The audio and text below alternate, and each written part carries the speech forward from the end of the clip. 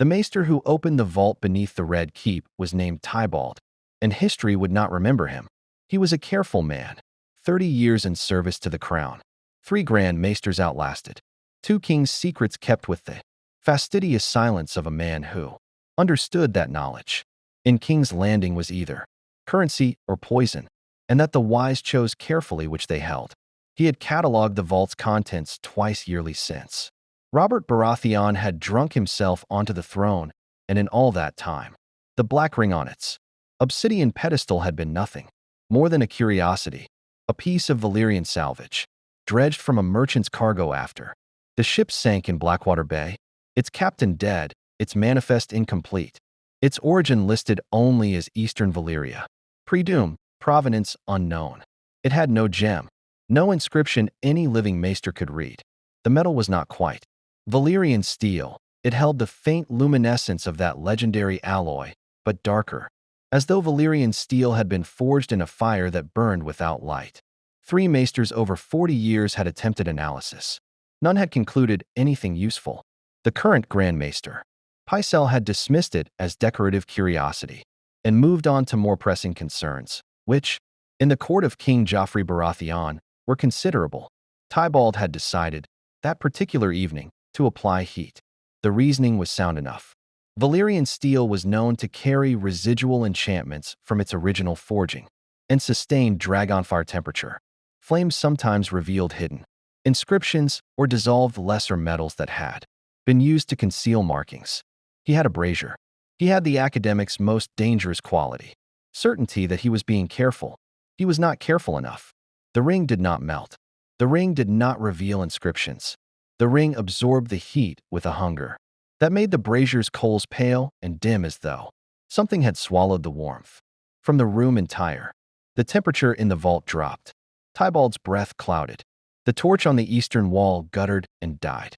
And then the ring began to not glow precisely. It began to remember light, the way a scar remembers a blade, the shape of illumination without its warmth, the form of fire without its mercy. The sound it made was not a sound. It was a vibration in the part of the mind that handles dread. The vault wall cracked, not explosively, carefully, as though something on the other side had placed one vast and patient hand against the stone and leaned. Maester Tybalt had time to say one word. Accounts would later disagree on what the word was. The 2 gold cloaks stationed outside the vault's iron door heard him clearly enough. One thought he said help. The other, who had served in the Knights Watch for 6 years before a sword wound took 3 of his fingers and ended his ranging career, and who had therefore heard sounds that most men in King's Landing had not, thought the maester said something else entirely. He thought the maester said Lord. They found Tybalt 3 hours later, sitting against the vault's far wall with his eyes open and his chain of office neatly folded in his lap, as though he had removed it deliberately and set it aside with great care. He was breathing. He would breathe for another 4 days. He never spoke again, and his eyes, which had been the unremarkable brown of a man who read too many books in poor light, were the color of ash when they found him. The ring was gone. King's Landing in the 2nd year of Joffrey's reign was a city held together by fear, gold, and the mutual understanding among its inhabitants that the boy on the Iron Throne was dangerous in the specific way that power without wisdom always becomes dangerous, unpredictably, casually, and with the absolute conviction of someone who had never once been told no by anyone he could not subsequently punish. The small council met in an atmosphere of sustained, controlled terror. Cersei Lannister managed her son's court with the exhausted vigilance of a woman trying to aim a crossbow that kept shifting in her hands. Tyrion, serving his hand, kept the city alive through sheer competence and the kind of dark humor that functions as a coping mechanism for a man who is too intelligent to pretend things are fine and too pragmatic to say so aloud. It was Tyrion who first noticed the new man. He appeared in the outer corridors of the Tower of the Hand on a Tuesday, or what passed for Tuesday in a city that marked time by executions and feasts rather than calendar. He was tall, but not so tall as to invite immediate comment. He was neither young nor old, with a face that seemed to have arrived at its current arrangement through some process other than the normal passage of years. composed, serene, and possessed of a quality that Tyrion, who had spent his life studying faces for the information they tried to conceal, found immediately disquieting. Most faces, studied closely enough, revealed their owner's central anxiety. This face revealed nothing. Not because it was blank, it was expressive, even warm, the slight smile of a man, entirely comfortable in an unfamiliar space, but because whatever lay behind the expression was not an anxiety. It was something more like certainty. The certainty of a man who has already calculated every outcome of a room before entering it and found them all acceptable. He wore no house colors. His robe was dark gray, almost black, and of a cut that suggested either significant wealth or significant indifference to conventional Westerosi tailoring, possibly both. He wore no visible weapons. He wore no jewelry except for, on his right hand, a ring of dark metal that caught the torchlight in the corridor and held it strangely, as though the light was pleased to stay. "You're lost," Tyrion said, because he was constitutionally incapable of watching someone stand in a corridor with that quality of patience without saying something. "I am exploring," the man said. His voice was remarkable, not loud, not performatively deep, but with a resonance that made the corridor's stone walls seem briefly more present, as though the sound had weight. "There is a difference, my lord. The lost man does not know where he is. I know precisely where I am. I simply haven't decided where I'm going." "And where are you going?" The man looked at Tyrion with eyes that were a color somewhere between gold and amber, and which gave the impression of looking from a very great height, despite the man being only moderately taller than an average Westerosi. "To whoever makes the important decisions in this city," he said. "I have information that would be of considerable value to such a person, and skills, I believe, that your current situation requires." Tyrion's situation, which included a city being starved by a naval blockade, a nephew king of profound instability on the throne, a mother making counter-decisions to his every policy recommendation, and the general awareness that Stannis Baratheon was somewhere on the water with a very large army, was, admittedly, the kind of situation in which a man offering skills and information tended to get at least a preliminary conversation. "What's your name?" Tyrion asked. The man smiled. It was a warm smile. It was the warmest smile Tyrion had ever felt. Subsequently, least inclined to trust. "Anatar," he said. "I am a counselor by profession, a maker of things by inclination, and a student of power by long habit."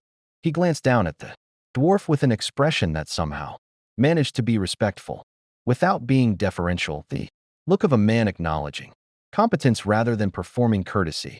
"You are Tyrion Lannister, the acting hand, the most capable man in this city, by my assessment, and therefore the most dangerous to his enemies and the most undervalued by his family." He paused. "I can help with both problems, if you'd find that useful." The torchlight shifted. The corridor smelled of torch smoke and cold stone and the distant salt of Blackwater Bay beyond. The castle walls. A raven called somewhere above them, its wings beating against a cage as it was sent east with some lord's urgent message. Tyrion looked at the ring on the stranger's finger and felt, not fear, precisely. Not yet. He felt the particular sensation of a man who has spent his life at tables with cheats and recognizing, for the first time, a player who might actually be better than him. He was, despite everything, a little delighted. "Drink first," Tyrion said, and gestured toward his chambers. "Then we'll discuss what useful looks like." Anatar followed him into the Tower of the Hand, and the torches along the corridor burned a degree warmer in his wake. And in the godswood below, 3 ravens left their roosts simultaneously without any visible cause, scattering into the gray King's Landing sky as though startled by something none of them could name. If you want to see more characters enter different universes, hit that subscribe button and drop the name of a character and the universe you'd want to see them in down in the comments below. All men must die, but legends endure.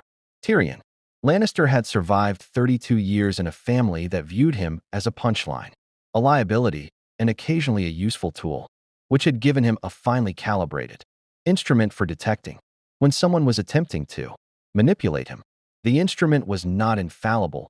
Shay had proven that, in ways he preferred not to examine before the 3rd cup of wine, but it was considerably more reliable than most men's. and it had kept him breathing through situations that had killed smarter and stronger people than himself.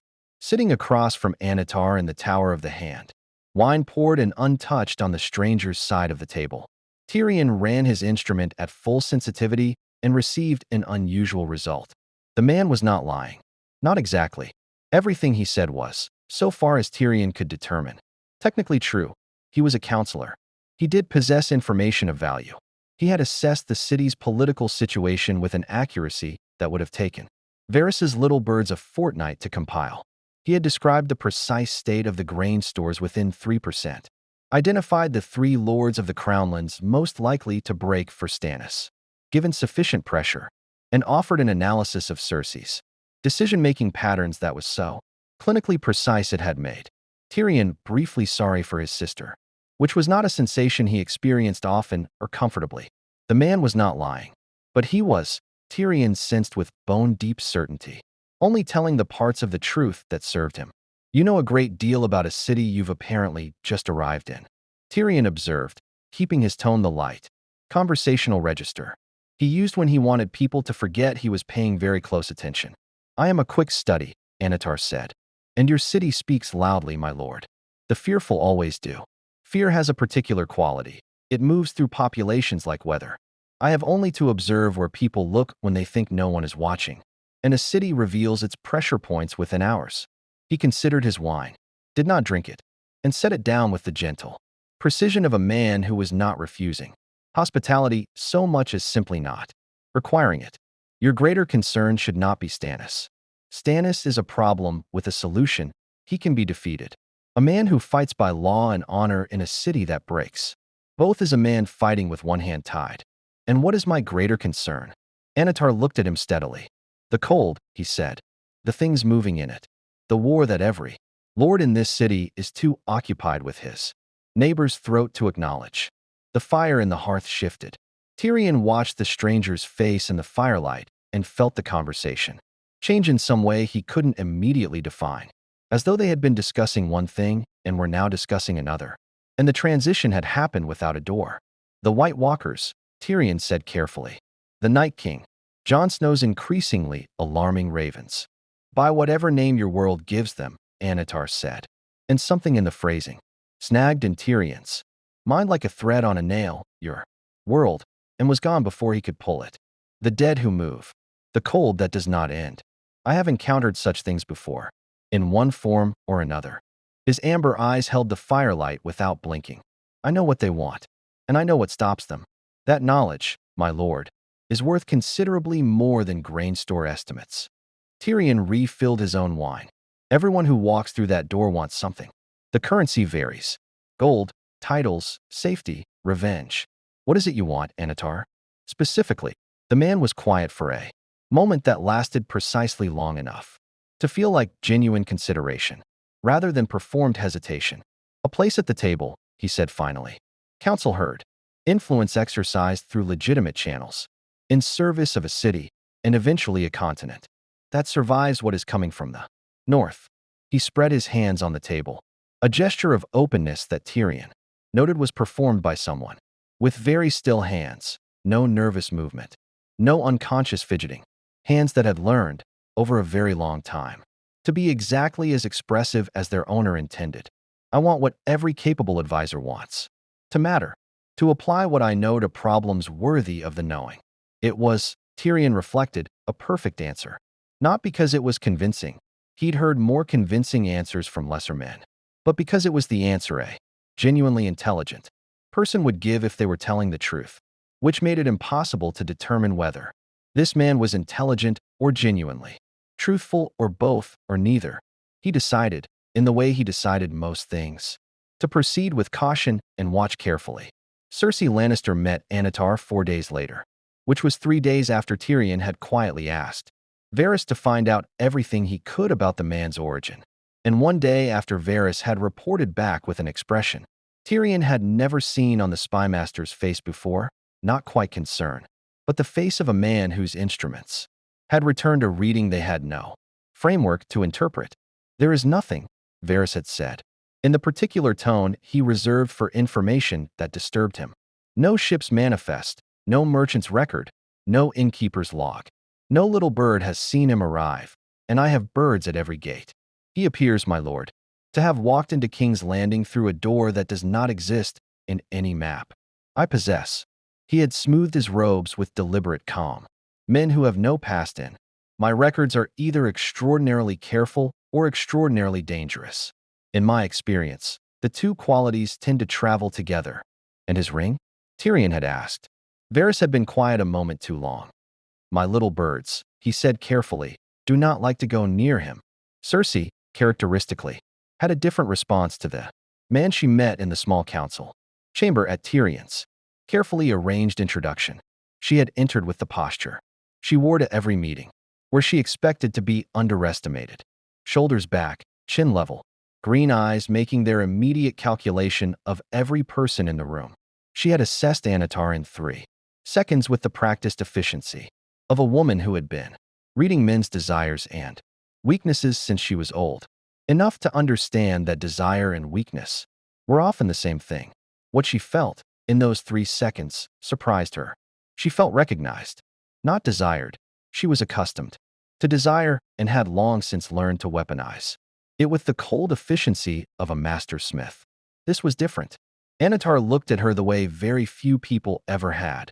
Not at the queen, not at the woman, not at Tywin Lannister's daughter or Robert Baratheon's inconvenient wife or Joffrey's overbearing mother, but at the specific intelligence behind all those titles. The mind that had been navigating a political landscape designed to exclude it since the age of 8, and finding what it found there worthy of his complete and genuine attention. My lady queen, he said, with a bow precisely calibrated to acknowledge her power without diminishing his own standing. You are the counselor my brother has imported, she said, keeping her voice in the register she used for people. She was still deciding whether to trust or eliminate. He tells me your analysis is valuable. Tyrion's assessments of value and mine have historically differed. That is because you and your brother want different things from this city. Anatar said pleasantly. He wants it to survive. You want it to endure, with your line on the throne, your name in the histories, your children safe in their inheritance. He held her gaze with those amber eyes that seemed to see several layers past whatever surface he was presented with. Survival is a short-term strategy. Endurance requires a different kind of counsel entirely. Cersei was still. The chamber smelled of burnt tallow and old stone, and the particular cold that crept through the red keep's windows. When the wind came off the bay, a torch guttered and steadied. She said nothing for a long moment, and in that silence Tyrion watched his sister's face with intense interest, because he had seen Cersei unmoved by kings and unmoved by gods and unmoved by her father's most surgical cruelties. And he was watching something move her now, not fear, not desire, but the dangerous thing that lived between them, which was hope. Sit down, she said to Anatar.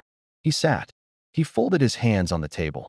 The ring on his right hand caught the torchlight and held it, and the shadows in the corners of the small council chamber seemed to lean slightly inward, as though listening. Tell me, Cersei Lannister said, about endurance. And Anatar smiled, warm, patient, ancient beyond anything in the room's understanding, and began. Across the city, in a brothel, on the street of silk, that Littlefinger had not yet sold because he enjoyed having a property that Varys's birds couldn't easily surveil. Peter Baelish sat with a cup of arbor gold and stared at a wall and felt, for the first time in 15 years of carefully constructed chaos, the distinct and unfamiliar sensation of a man who suspects that someone else has begun building a ladder taller than his own. He didn't know the man's name yet. He would by morning. He had not survived this long by being slow, but the sensation stayed with him through the night, that cold, specific unease of a spider who has walked into his own web and found something already waiting there. Patient and still, that was not caught at all. Varys had built his network over 30 years with the patience of a man who understood that information was the only currency that couldn't be debased, seized by creditors, or lost in a bad harvest. He had little birds in every castle, every brothel, every sept and tavern and, counting house from the wall to Dorne, he had sources in the free cities, contacts in V's Dothrak, and a correspondence with a red priestess. in Volantis that he maintained, with the careful neutrality of a man who wanted to understand fire without being burned by it. In 30 years, his network had never gone quiet. It went quiet around Anatar. Not completely. The little birds still sang everywhere else. Still brought him their whispered cargo of secrets and indiscretions, and the small treasons that kept kings, honest and spymasters employed. But in the specific radius of wherever Anatar happened to be, the birds fell silent. Not frightened, precisely. Varys had seen frightened informants, and they produced a particular kind of silence, the silence of someone hiding. This was different. His little birds near Anatar went quiet the way candles went quiet when a larger flame entered the room. Not extinguished, simply rendered irrelevant, as though the information they might have carried had been absorbed before it could become a secret. Varys sat in his chambers in the small hours of the morning, 3 weeks after Anatar's arrival, and arranged what he knew. The man had established himself in the small council with a speed that defied reasonable explanation. He held no official title. Tyrion, to his credit, had resisted the obvious move of formalizing the arrangement before understanding what the arrangement was. But Anatar attended every council session now, seated slightly apart from the table in the way of a senior advisor rather than a supplicant, and his contributions had a quality that Varys found professionally alarming. They were always correct, always actionable, and always positioned to make the person who acted on them more dependent on his counsel for the next decision. He had given Cersei 3 pieces of intelligence about Stannis's fleet disposition that had proven accurate to the detail. He had advised Tyrion on a grain negotiation with the Reach that had secured 2 months of supply at terms no other negotiator had managed. He had, somehow, in a private conversation with Joffrey that Varys's birds had only partially captured, managed to reduce the Boy King's public cruelties by 40% in a fortnight, not through moral appeal, which would have accomplished nothing, but through some reframing of consequence that had apparently convinced Joffrey that visible restraint was a more powerful statement than visible brutality. That last achievement disturbed Varys more than any of the others. Joffrey Baratheon was not persuadable. Varys had spent 4 years cataloging the boy's psychology with the resigned thoroughness of a physician, studying a disease for which no cure existed. The boy responded to fear, to flattery calibrated precisely to his specific vanities, and to nothing else. Whatever Anatar had said to him had worked through a mechanism Varys could not identify, and mechanisms he could not identify were the things that kept him awake at night. He penned 3 letters before dawn. One went east, to a contact in Pentos. One went to Old Town, to a maester he trusted more than the Citadel's official channels. The third he encoded in a cipher he had invented himself and had never used in correspondence before, and sent it north, to a woman in a red dress in a castle above a frozen lake, whose ability to see in flames he had always regarded with deep suspicion and was now, for the first time, tempted to consider useful. Littlefinger found out the name on the 2nd day and spent the 3rd through the 9th in a state of focused research that his staff misread as good humor, because Peter Baelish in a state of focused research smiled often and spoke warmly and radiated the specific contentment of a man doing what he loved, which was building a complete picture of a situation from partial information.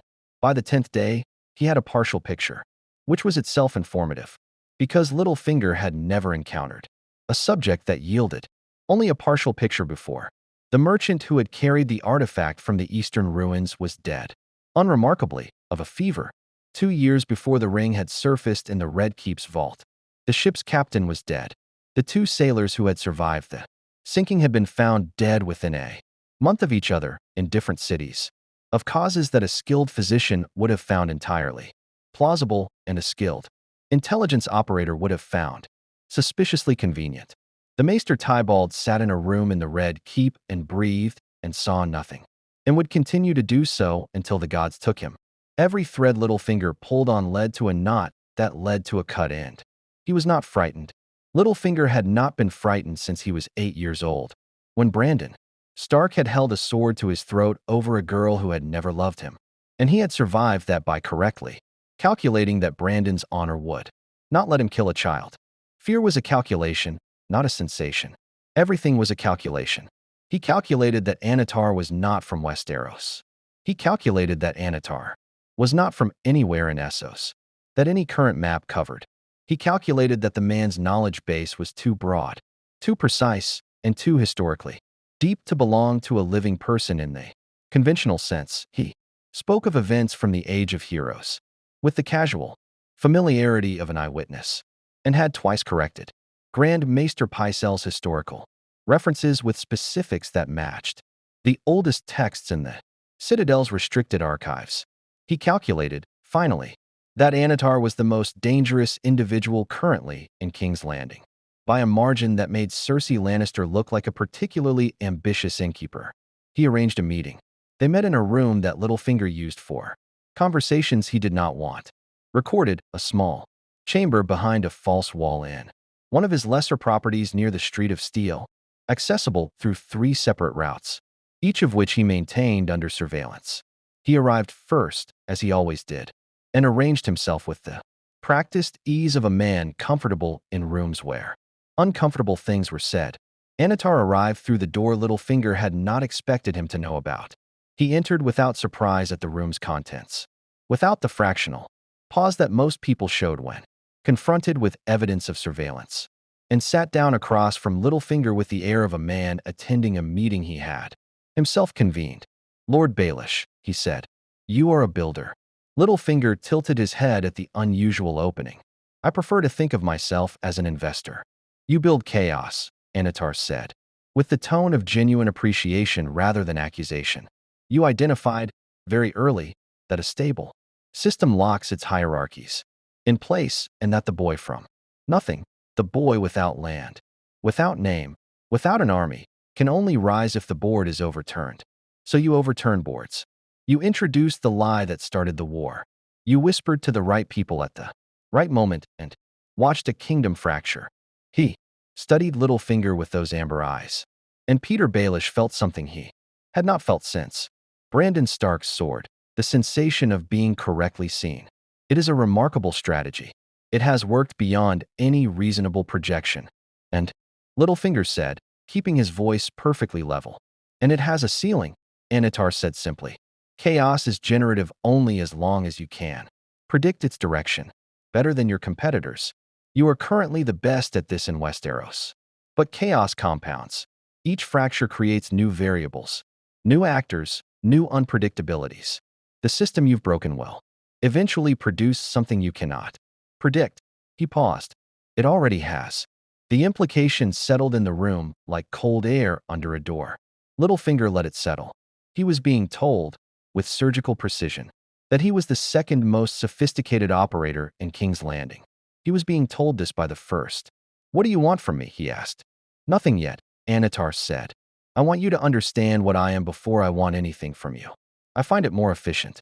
He rose, smoothing his dark robe with the same unhurried precision he applied to everything. "You deal in information. So do I. But your information is horizontal, spread across the present, covering every lord and every bedroom in the 7 kingdoms. Mine is vertical." He looked down at Littlefinger with eyes that seemed, in the room's dim candlelight, to see something further away than the wall behind him. "I know not just what people want, my lord. I know what they will want, what they will choose when the choice that defines them finally arrives." He moved toward the door, not the one he'd entered through. "You built the chaos. I intend to build what comes after it." He left. The candles burned steadily in his absence, which was almost more unsettling than if they had flickered. Peter Baelish sat alone in his hidden room for a long time. He was running calculations. The calculations kept returning the same answer, which was that Anatar had walked into his most private room, told him exactly what he was doing and why, and done so in a way that made it impossible to determine whether this was an offer of alliance, a warning, a demonstration of power, or all 3 simultaneously. He had met 2 people in his life who thought the way he did. One was Varys, who he had spent 15 years maneuvering against with a mutual respect that neither of them would ever acknowledge. One was Olenna Tyrell, who was smarter than any woman in Westeros was supposed to be, and more ruthless than any grandmother was supposed to be, and who Littlefinger had treated with the careful respect due to someone who could match him. Anatar was not like either of them. Anatar thought the way. Littlefinger did the way the ocean resembled a cup of water, recognizable in essence, incomprehensible in scale. He sent a message to Varys that night. Not information, just 3 words, in plain script and signed. Have you noticed? Varys's response came before dawn, equally brief, equally unsigned. Since the first day, neither of them slept well. In the Tower of the Hand, where Anatar had been given a modest set of chambers that he had furnished with a simplicity that somehow still managed to suggest ancient wealth, the dark ring on its stand beside the window caught the moonlight of King's Landing and held it, and the shadows in the room arranged themselves in patterns that no wind could account for. And somewhere deep in the Weirwood network, in the gray and green space between sleeping and the past where Bran Stark was learning to be something other than a boy, a presence moved across the connection like a cold hand pressed against glass, there and then gone, and leaving behind it the kind of silence that the Weirwood trees, which had seen 10,000 years of human cruelty and survived it all, had never been asked to hold before. The three-eyed raven opened his ancient eyes in the cave beneath the hill. Something is here, he said, to no one visible. Something that was old when the first men arrived. Something that was old when we arrived. He was quiet a moment. Bark and root and 10,000 years of memory. Something that has worn many names and survived many endings. Bran Stark, 12 years old and learning to hold more time than a child's mind was built for, asked, "What does it want?" The three-eyed raven was quiet for a long time. "What it has always wanted," he said at last. "Everything." The Weirwood network was not a place. This was the first thing the three-eyed raven had tried to teach Bran, and the first thing Bran had gotten wrong. Because human minds were built for places, for rooms with edges, for forests with boundaries, for walls that meant here ends one thing and begins another. The network had no edges. It was a consciousness, distributed across 10,000 trees whose roots reached deeper than the bedrock of the continent, whose red eyes had been watching since before the first men crossed the arm of Dorne, since before the children of the forest had a word for watching. To enter it was not to go somewhere. It was to become briefly aware of how much was always already being seen. Bran had been learning this awareness for months, stretching himself across it in careful increments. The way a man learning to swim learns first to float. Passive, receptive, letting the current of deep time wash through without drowning in it. He had seen the Mad King on his throne, screaming at shadows that weren't shadows. He had seen Lyanna Stark in a tower, and understood things about Jon Snow that he was still learning how to carry. He had seen the first White Walker, made by children's hands from a first man's flesh, and the making had been worse than anything Westeros's current wars had yet managed. The network had shown him all of this. The network showed everything, eventually, to those patient enough and broken enough to hold it. It had not shown him anything like this. It had not shown him nothing.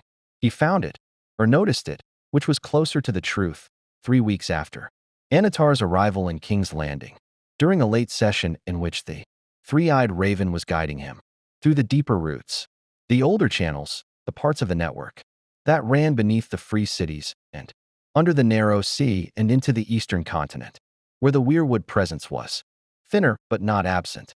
He was moving through time in the practiced, careful way he had been taught, not controlling where he went, merely observing, a candle rather than a torch, illuminating without demanding. He passed through King's Landing's deep past, the Egan Fort, the original Dragonstone Landing, the first foundations of the Red Keep, laid over older foundations that no one in the current age remembered. He passed through the Red Keep's present. The network thin here because King's Landing had no godswood worthy of the name, only a token weirwood in the castle's yard that had long since been stripped of its face by servants of the Seven who found the bleeding eyes unsettling. And then he encountered the silence. It was not the silence of an empty channel. He knew that silence, the thin quiet of an area where the network was weak, where roots were sparse and the connection maintained only by the oldest trees, patient and faded. This was different. This was a silence that had shape, a dense, deliberate absence, like a space in water where something displaced it, like a room in a house where a room should not be. The network flowed around it the way a river flows around in Enormous stone, present on all sides. Continuous, unbroken, but aware of the thing it was going around. He pushed toward it carefully. The three-eyed raven said nothing, which was itself a form of instruction. Approach, but understand what you are approaching. Up close, the silence resolved into something he could almost see. Not a presence, exactly.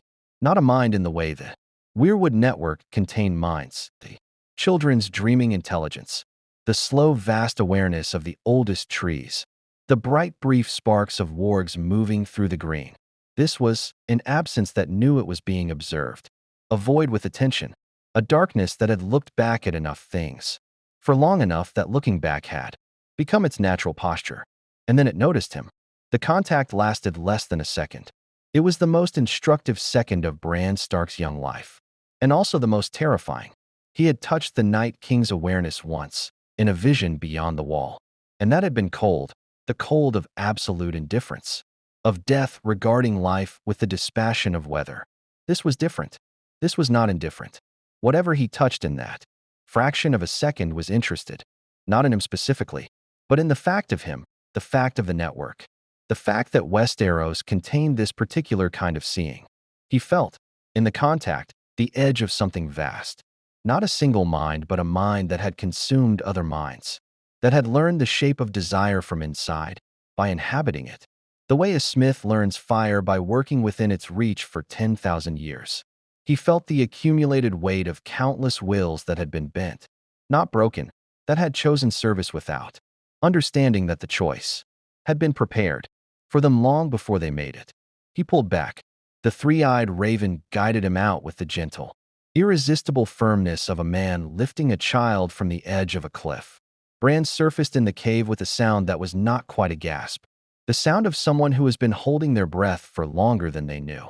What was that? He asked. Old, the three-eyed raven said. Very old. Older than this continent's memory. It has worn many shapes. Maker, giver, servant, lord. It arrived in your world, believing itself diminished. His ancient voice was careful in the way of someone selecting each word for structural load-bearing capacity. It is reconstituting, using what this world offers, the hunger of its lords, the fear of its small folk, the particular quality of its magic, as materials.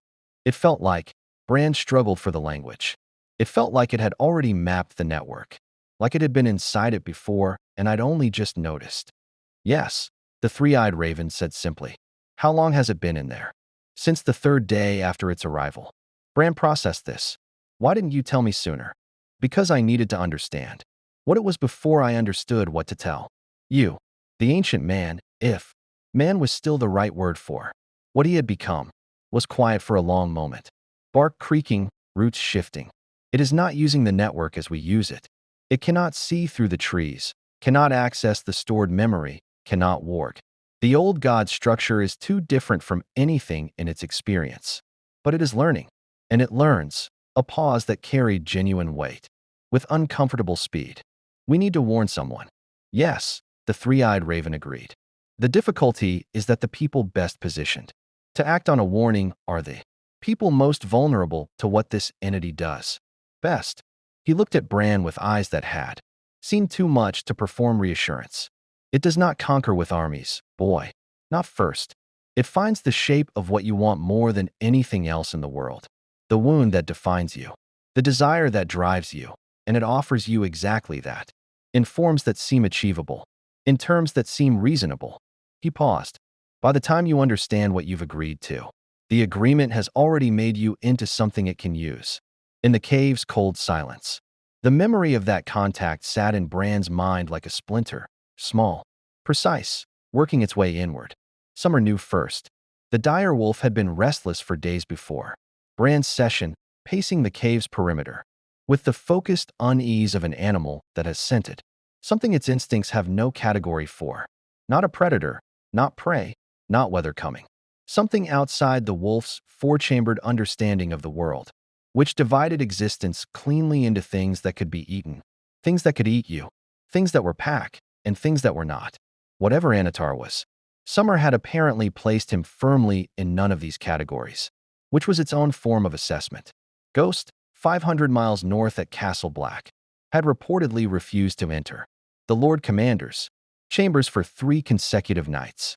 Jon Snow had mentioned this in a letter to Maester Aemon, with the understated puzzlement of a man who trusted his wolf's judgment but couldn't act on the judgment of a wolf. Aemon had read the letter twice, filed it, and sent a cautious inquiry south to the Citadel about any unusual arrivals in King's Landing, an inquiry that the Citadel's current correspondence logs would show had been received, sorted, and placed in a queue that moved with the particular glacial speed of an institution that did not regard unusual arrivals anywhere as worthy of expedited attention. It was Mira Reed who made the connection that mattered.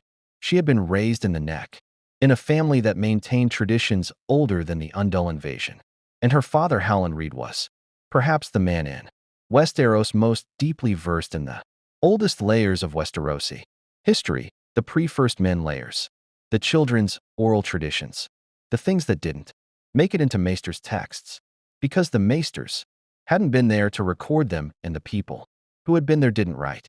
She had grown up with stories that the Citadel would have classified as folklore and that the Crannogmen regarded as practical history.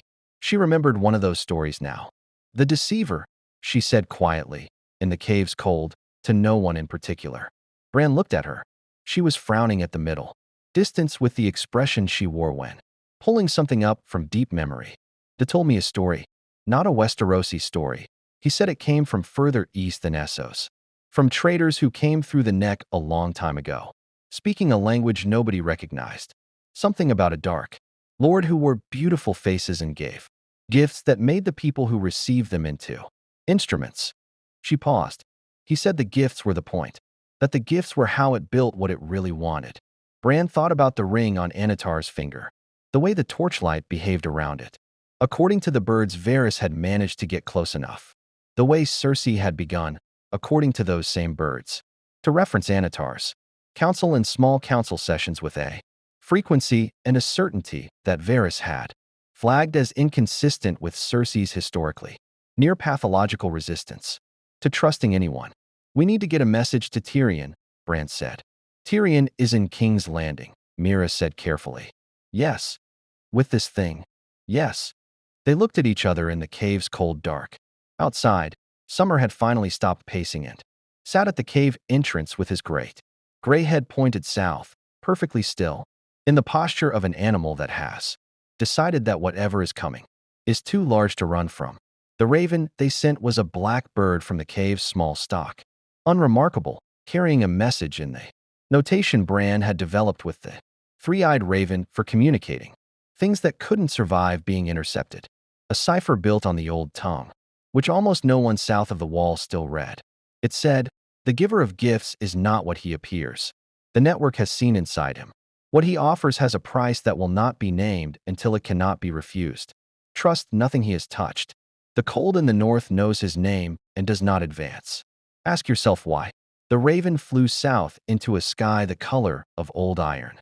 In King's Landing, in a modest chamber in the Tower of the Hand, Anatar sat at a window and watched the lights of the city below with the patience of a man who has waited through the fall of civilizations and found waiting, on the whole, restful. The ring on his hand caught the distant torchlight of 1,000 windows and held it all simultaneously, and in the room's shadows, the shapes of something larger than the room occasionally pressed at the edges of the candlelight, patient as stone, still as deep water before the current turns. He was building something. It had no physical form yet, no tower, no fortress, no forge. It was built of conversations, of precisely calibrated moments of insight offered to precisely the right person at precisely the right vulnerability. It was built of the specific gratitude of people who had been given exactly what they needed at the moment of maximum desperation, and who would not for some time understand that the giving had been an investment rather than a gift. He had built this way before, in another world, over centuries. He had built rings of power and distributed them to those who wanted power, and to those who wanted knowledge, and to those who wanted to preserve what they loved against time's erosion, and all of them had accepted, and all of them had become, over years, instruments of a will larger than their own. He did not have the One Ring anymore. But he had never really needed it for the first stage. He needed it only for the last. And Westeros, he had determined in 3 weeks of careful assessment, was a world with more raw material for what he built than anywhere he had ever been. A continent of lords who wanted power more than anything, of kings who wanted legacy more than wisdom, of brilliant, desperate people whose wounds were visible from across a room if you knew how to look. He looked out at the city and felt, for the first time since the destruction of Barad-dûr, something very close to contentment. Below, in the Godswood's token weirwood, the carved face was weeping its red tears into the stone basin. The expression, which had been fixed in the wood for 300 years, seemed different in the firelight from the castle's walls. It seemed, to the gold cloak who passed it on his rounds and glanced at it without stopping, to have an expression it hadn't had before. It looked afraid. The Night King did not think the way men thought. This was the fundamental misunderstanding that every lord south of the wall made when they were finally forced to acknowledge his existence. They imagined him as a general, a king, a conqueror with ambitions that could be mapped onto human desire. They imagined he wanted the Iron Throne, or dominion, or revenge for some ancient wrong. They imagined, in the way that men always imagined, that the thing opposing them was a version of themselves wearing a different face. He was not a general. He was not a king. He was a conclusion. He had been made. From a man, the children of the forest had pressed dragonglass into a human heart and made something. That was neither the man nor the god they intended, but a third thing entirely. The thing that happens when you take mortality and remove from it everything except the will to persist. He did not want the Iron Throne. He did not want dominion in any sense that a living mind could hold. He wanted the only thing, that the removal of mortality's softness had left him capable of wanting, which was the end of the condition he had been made to oppose: warmth, motion, the brief and desperate flicker of lives that burned and went out and left nothing behind them but the next generations. Brief and desperate flicker. He wanted silence. The permanent, perfect silence of a world where nothing lived to make noise. He had been building toward this for 8,000 years, with the patience of something that did not experience time the way living things did, not as a river moving toward a sea, but as a stone experiencing weather, slowly, completely, without urgency, because urgency implied the possibility of failure, and he had not yet encountered a failure that was not also an opportunity to wait. He became aware of Anatar on a night in deep winter, standing on the frozen shore of a lake 3 miles north of the wall, surrounded by the army of the dead arranged in their perfect patient silence. Across the ice, the awareness arrived not through any sense that living creatures used. It arrived through the network of death, the connection between every white in his army and the cold intelligence that animated them, the same connection that let him raise the dead at Hardhome with a gesture, the same connection that had let him reach through the wall's magic and touch Bran Stark's wrist in the vision and leave a mark that burned through ancient wards. The network of death ran through everything that had ever lived and stopped living, which meant it ran through the foundations of the world itself, through 10,000 years of accumulated dying. And it was through this network that he felt, like a vibration in stone, the presence of something in King's Landing that had no business being there. He stood on the ice for a long time. The whites around him did not move. The cold was absolute and complete and perfect. The cold of a world that had almost finished becoming what he intended it to become. The presence in the south was not dead. That was the first thing he understood about it. And it was the most important thing, because everything the Night King understood about the world was organized around the axis of dead and living. And this thing fit neither category with the clean certainty he required. It was not alive in the way that the frantically burning men and women south of the wall were alive. It did not have the specific warmth signature of mortality, the brief, bright heat of a life that knew it was going to end. But it was not dead either. It did not have the cold clarity of something that had passed through death and been raised back. It was something outside the system, entirely, something that existed in a category his understanding had no slot for. The way a color exists outside the spectrum a particular eye was built to see. He turned this awareness over for a long time. The army of the dead waited on the ice with their blue eyes and their absolute patience. and made no sound at all.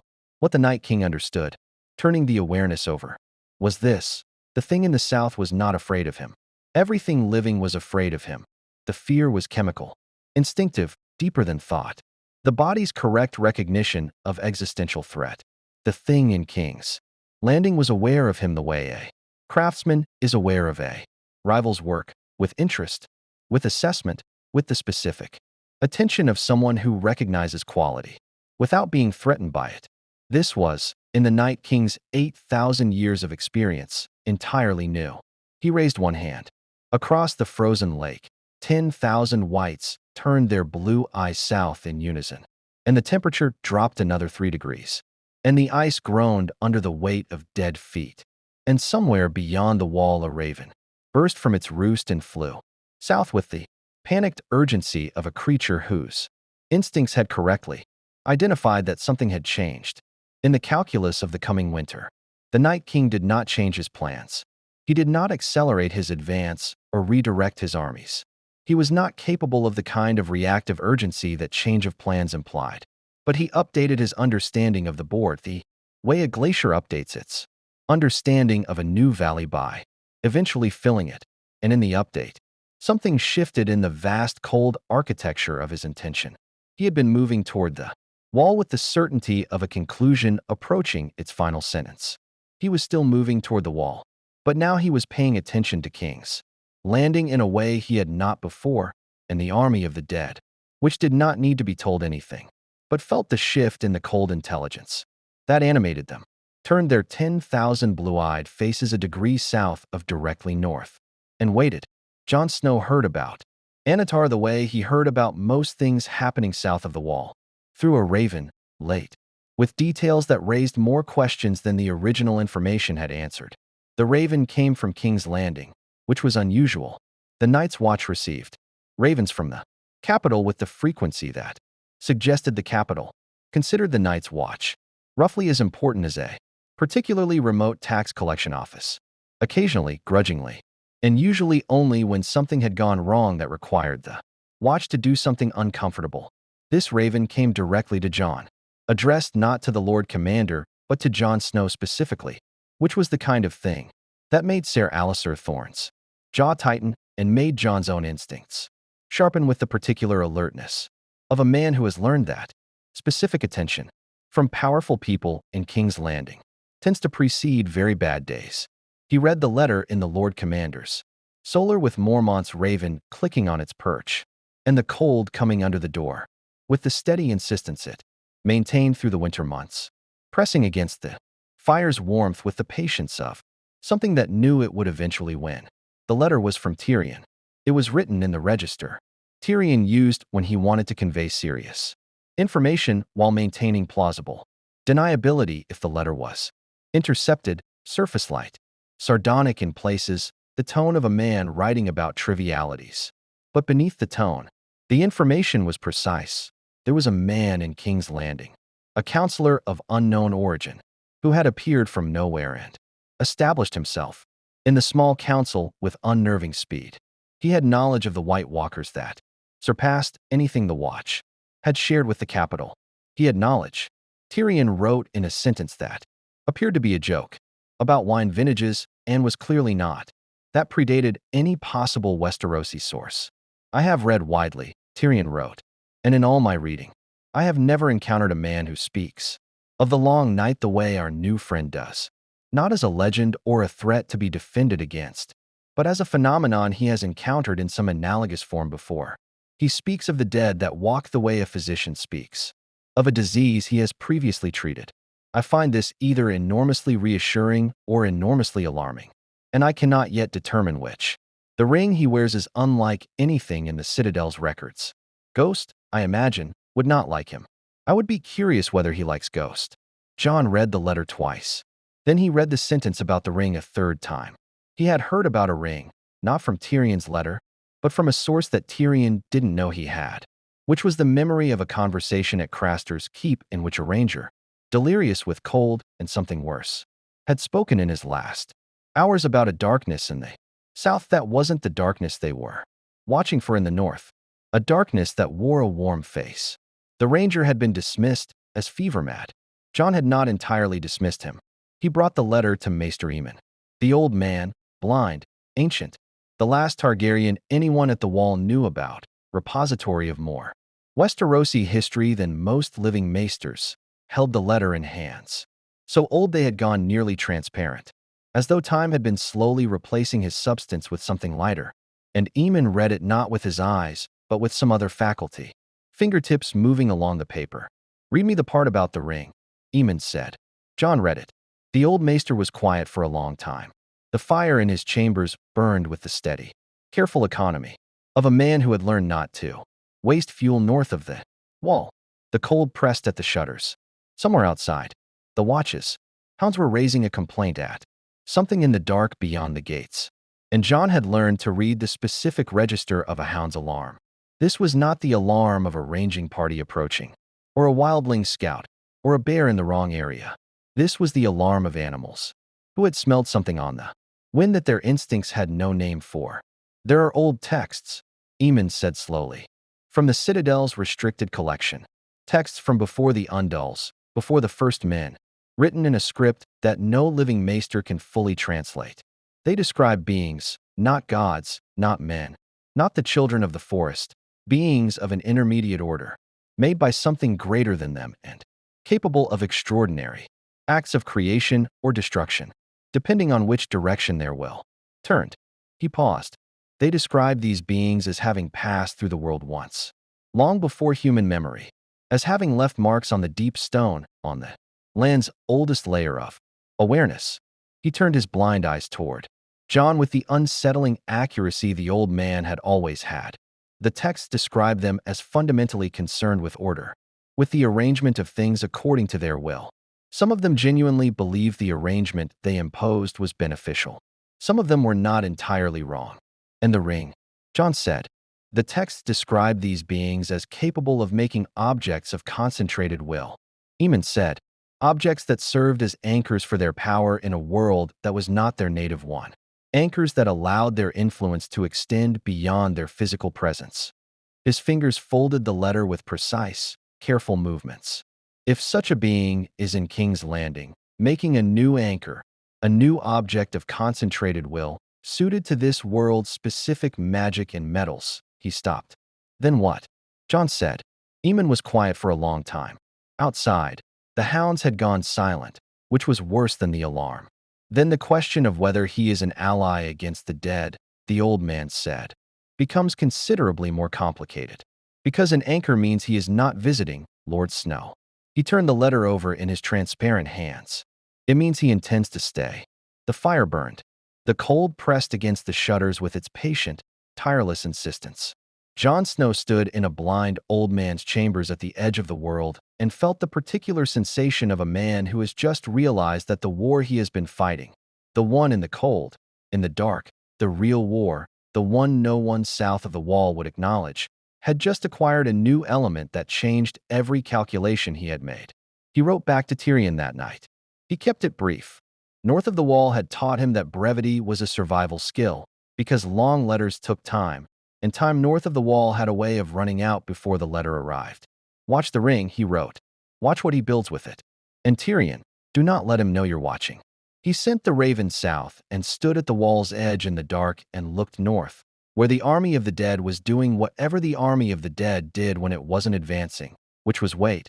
And he thought about two ancient and patient darknesses occupying the same world simultaneously, one made of cold and silence, and one made of will and warmth. And he understood with the bone-deep certainty of a man who had died once and come back that the question was not which one was the greater threat. The question was what happened when they noticed each other. Qyburn's workroom smelled of things that had no business being combined. This was a constant. The disgraced maester had occupied his chambers beneath the Red Keep with the industrious permanence of a man who had found his true home in a place where no one else wanted to be. And in the months since Cersei had elevated him to a position of unofficial but genuine power, the workroom had expanded through 3 adjoining chambers, each devoted to a different category of inquiry that the Citadel's chain would have classified under the heading of knowledge we have decided not to pursue. The smell was part of the work. The iron sweet of preserved blood, the chemical bite of substances imported at considerable expense from the alchemist's quarter, the deeper and more ambiguous smell of things that had been alive recently and were now serving a different purpose. Anatar entered the workroom for the first time on a gray morning in late autumn and stood in the doorway for a moment with the expression of a man who has just walked into a room that is attempting, with considerable effort and only partial success, to do something he could show it how to do properly. Kyburn looked up from his work. He was currently engaged in the documentation of an experiment involving the relationship between specific blood compositions and the responsiveness of recently deceased tissue to galvanic stimulus, which was the kind of sentence that explained why he had been stripped of his maester's chain, and assessed the visitor with the calm, interested gaze he applied to everything that entered his workroom. Kyburn was not frightened of much.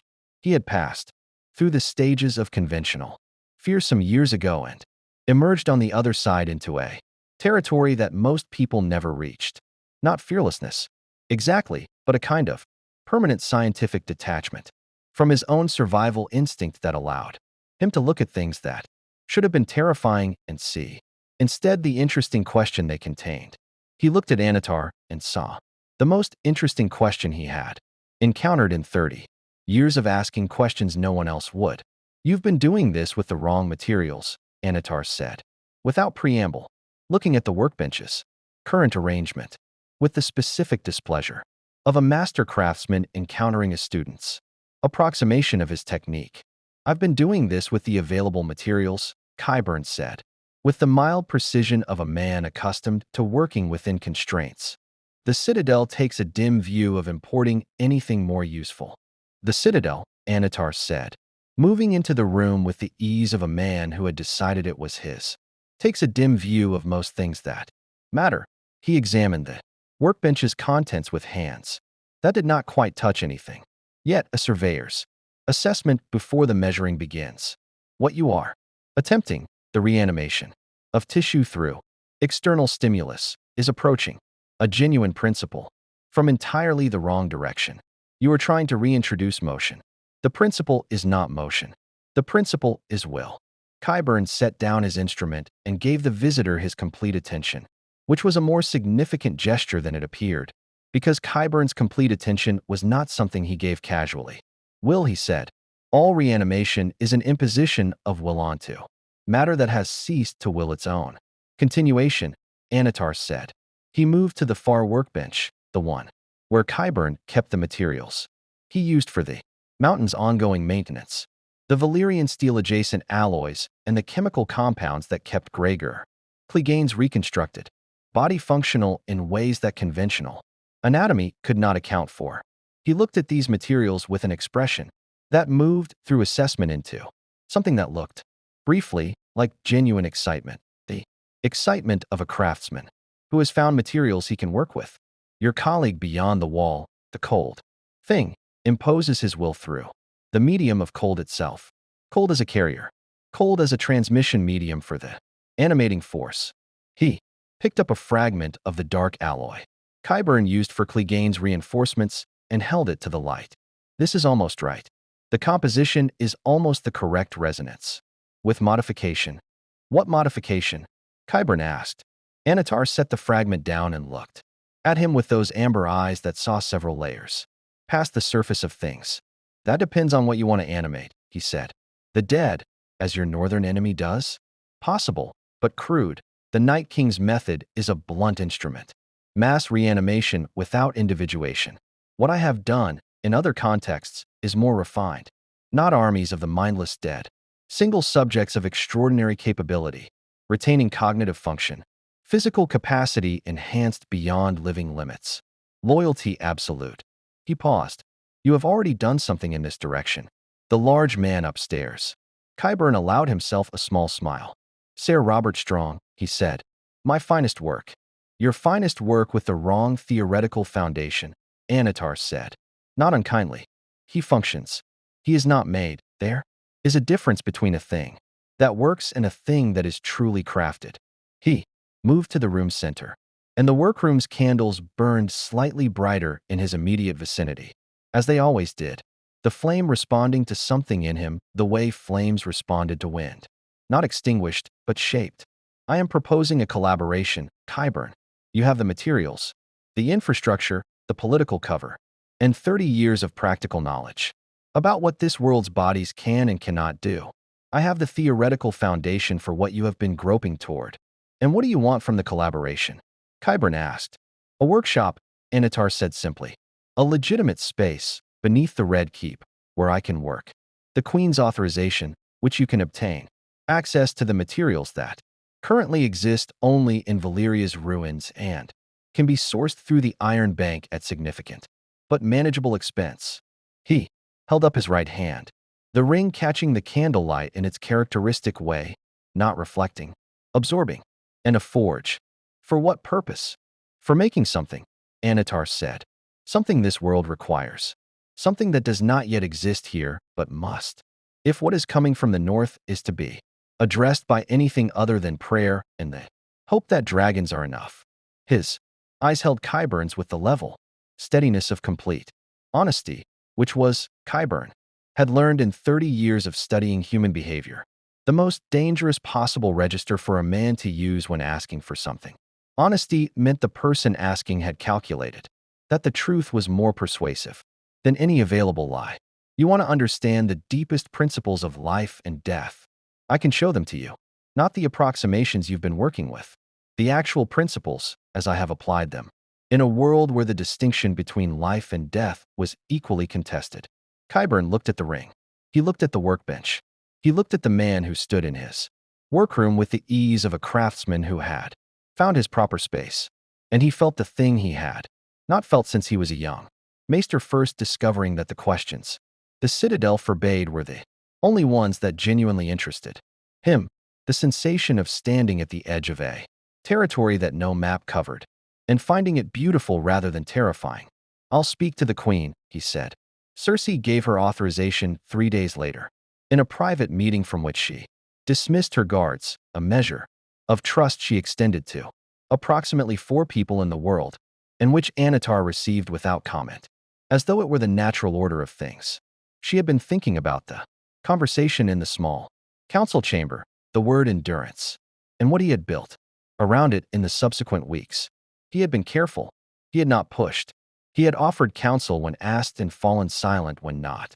And the counsel he had offered had been correct with a consistency that Cersei, who had learned to be suspicious of consistent correctness, found simultaneously reassuring and deeply alarming. Correct people in King's Landing were either very dangerous or very lucky. And this man did not seem like a man who relied on luck. The workshop, she said. What are you making? An anchor, Anatar said. For what?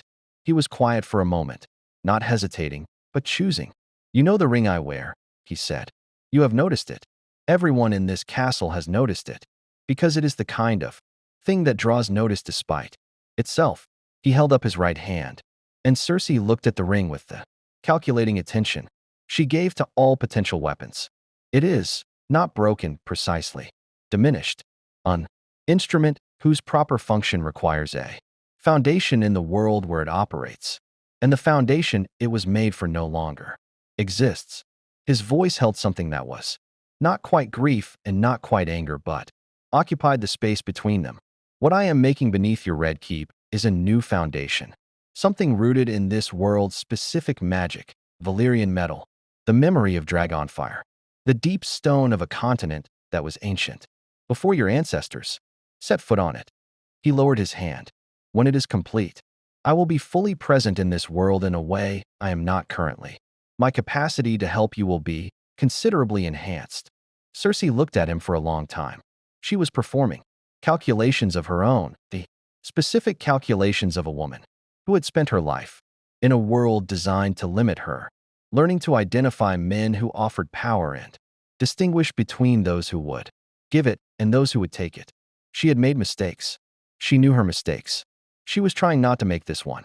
If I authorize this workshop, she said, and you make this anchor, and your capacity is enhanced, what stops you from deciding you don't need my authorization anymore? Anatar looked at her with something in his expression that she had not seen there before, something that was not the warm, composed certainty he wore everywhere, but something beneath it, something older and more honest. Nothing, he said. There is nothing structural that prevents it. I will not insult your intelligence by pretending otherwise. He held her gaze. What I will tell you is this. I have been in this position before. In other places, at other times. I have had the capacity to take everything, and I have exercised it. And I know, with the certainty of hard experience, that taken power requires constant maintenance, defended borders, armies of enforcement, the exhausting, endless work of keeping what you seized against the resentment of everyone. You seized it from. He paused. What I want is given power. Power extended freely by people who understand that the arrangement serves them. It is more stable, more efficient, and more durable than anything force can build. He spread his hands on the table between them. You want your line on the throne, your children safe, your name in the histories as more than a footnote to your father's legacy. I can help you achieve these things more completely than anyone else in this world can. That is what stops me. Cersei was quiet. The fire burned in the hearth. The cold autumn wind moved against the red keep stones, and the city below breathed its usual fog of cook smoke and salt and the particular smell of a capital city that housed 500,000 people and their accumulated ambitions. The workshop, she said. You have it. Anatar inclined his head. My lady queen. He left, and Cersei sat by the fire for a long time afterward, and felt the thing she always felt when she had made a decision she was not certain of. Not doubt, exactly, but the awareness of doubt's location. The way you can feel a wound through the numbness that follows the blade. She had given a man she did not fully understand permission to build something she did not fully understand beneath her castle. And she had done it because she was clever enough to recognize that cleverness had limits and that this man operated beyond them. She told herself it was pragmatism. She told herself it was what her father would have done. She did not tell herself she was not afraid, because she had learned, over a long and brutal education in the Red Keep's realities, that the people who told themselves they were not afraid were always the ones least prepared for what the fear was warning them about. 3 floors below, in the vault that had been Tybalt's, Anatar stood before a new workbench with Qyburn's finest materials arranged before him in the dark, ring on his finger catching no light at all in the chamber's shadow, and he began. The sound the metal made when he first touched. It was not a sound that Valyrian steel normally made, not the cold pure ring of legendary alloy, but something lower, something that resonated in the chest rather than the ears, something that the rats in the Red Keep's walls felt through their feet and moved away from with the instinctive urgency of creatures whose survival had always depended on correctly identifying when to leave a space. Above him, the Red Keep breathed its ancient stone breath, and below him, the deep foundations of Aegon's Hill, old before the Targaryens had claimed it, old before the first men had named it, felt the first touch of something, working in the dark and recorded it in the language that only the oldest and most patient things used, the language of slow vibration, of pressure held and released over centuries, of the world's deep memory adjusting to include something new. Far to the north, the Night King raised his head. The Red Priestess of Volantis had been burning her fires for 40 years. Her name was Kinvara, and she was the High Priestess of the Red Temple, the largest temple to Lawler in the known world. Built on the western bank of the Rhoyne where it met the sea, its towers visible from ships 3 leagues out, its fires burning continuously since before Kinvara had been born and before her predecessor had been born and before her predecessor's predecessor. An unbroken chain of flame going back to a time when Volantis was still dreaming of rebuilding the Valyrian freehold and had not yet understood that some things, once ended, do not return. She had seen many things in her fires. R'hllor's flames were not precise instruments. They showed what they chose to show, in the way that all genuine oracles operated, which was truthfully but not helpfully, confirming that the future existed without providing the map that would make navigating it survivable. She had seen Daenerys's dragons hatching, years before they hatched. She had seen the wall in her flames, the great gray line of it, and the cold darkness massing beyond it, and understood with the bone-deep certainty of genuine faith that the Lord of Lights' war was not the war of thrones that men played at in their stone castles. But the war of fire against the endless dark. She had not seen what she saw 3 weeks after. Anatar set his tools to Valyrian metal in the vault beneath the Red Keep. She was alone in the temple's inner sanctum when the fire showed her. The sanctum's great brazier, 6 feet across, burning with the blue-white intensity that R'hllor's highest devotions required, shifted without wind. The flame moving in the specific pattern that meant look here. Look now, this matters. She looked. She saw the Red Keep. She saw the vault beneath it and the figure working in it. And she saw the ring on the figure's hand and felt, through the connection, to the Lord of Light's fire that 40 years of devotion had built into her marrow, a sensation she had no theological category for. R'hllor's fire did not fear things. The Lord of Light was the principle of fire itself, generative, consuming, transformative, eternal. Fire did not fear the dark. It defined itself against the dark, and in that definition found its purpose. The fire that burned in Kinvara's temple and in every red priest's heart and in Melisandre's visions and in the hearts of Daenerys's dragons was the fire of a god who did not have the concept of fear because fear implied a world in which the fire might lose. And the fire of R'hllor did not acknowledge that world. What she felt in the brazier's light was not fear. It was recognition, the specific recognition of something encountering something of equivalent age and utterly different origin. The way two great rivers recognize each other where they meet, not merging, not opposing, but acknowledging a shared antiquity and a fundamental difference in direction. She sent ravens, 3 of them, to 3 different destinations. Because Kinvara had survived 40 years in Volantis's politics by understanding that information of sufficient importance should never travel by a single route. One went to Meereen, to the Red Priestesses, who served in Daenerys's increasingly complex court, the ones who had begun preaching in the streets that the Dragon Queen was Azor Ahai reborn, the prince who was promised. The figure the Lord of Light had been preparing the world to receive. The message she sent them was brief. The fires show a complication. Something old is working in the west. Before you make promises about the Dragon Queen's destiny, wait for what the flames tell you next. One went north, by a circuitous route through Bravos and across the narrow sea, toward the wall and the Red Woman who served Stannis Baratheon in his cheerless campaign. Melisandre, who had more raw power than subtlety and more certainty than wisdom, but who burned with a genuine connection to the Lord of Light that Kinvara respected, despite the younger priestess's tendency to interpret her visions with the creative confidence of someone filling in the parts she couldn't quite see. The third she kept.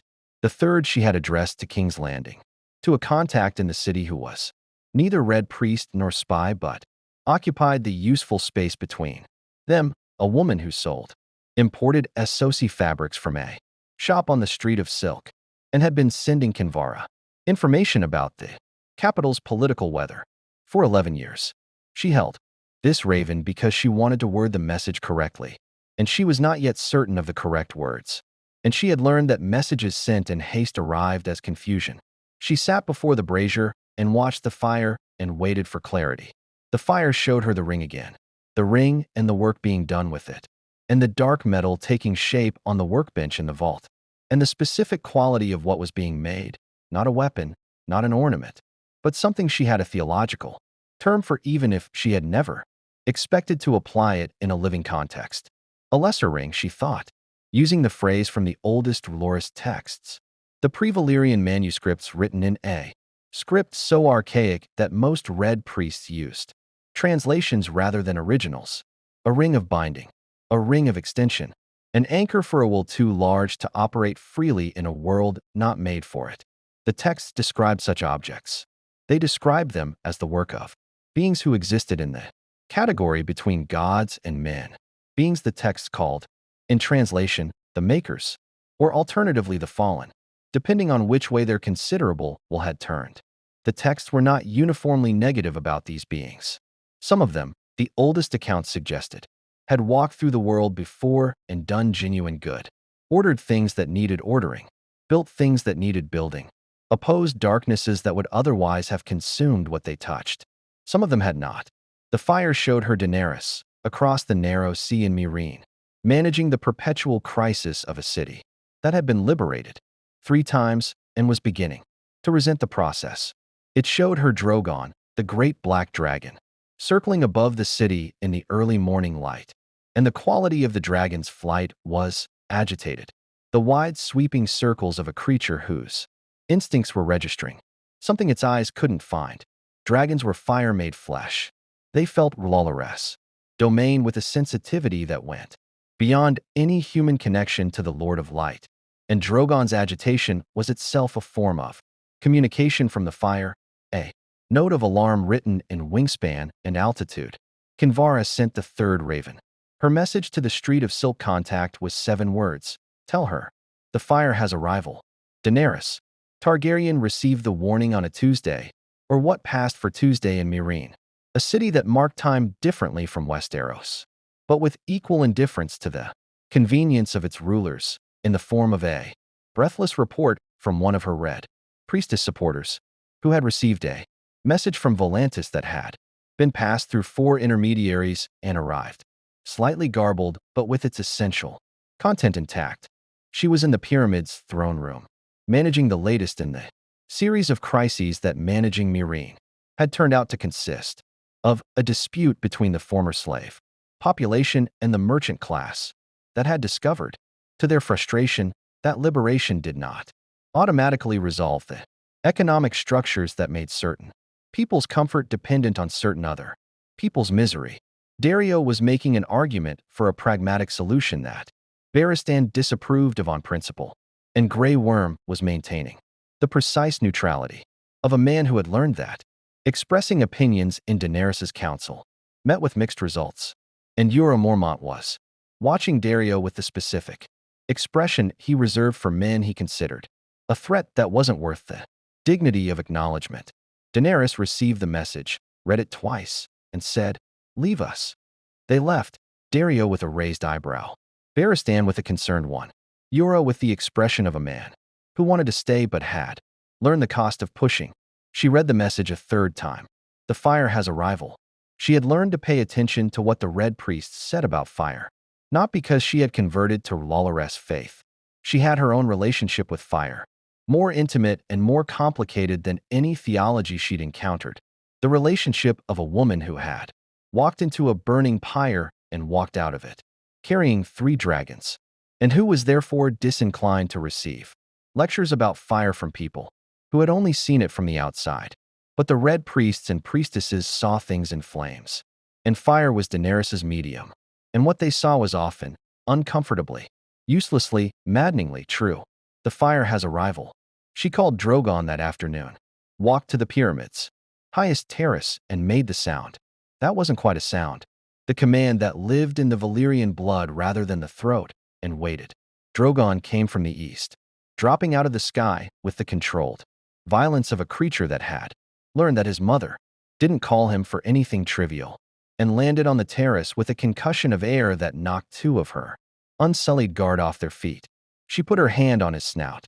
The scales were warm, always warm. The warmth of something that ran hotter than any living thing had a right to run. The warmth of dragon fire banked behind bone and scale. She felt his agitation through her palm, the specific trembling of a creature whose instincts were pointing at something his senses couldn't resolve.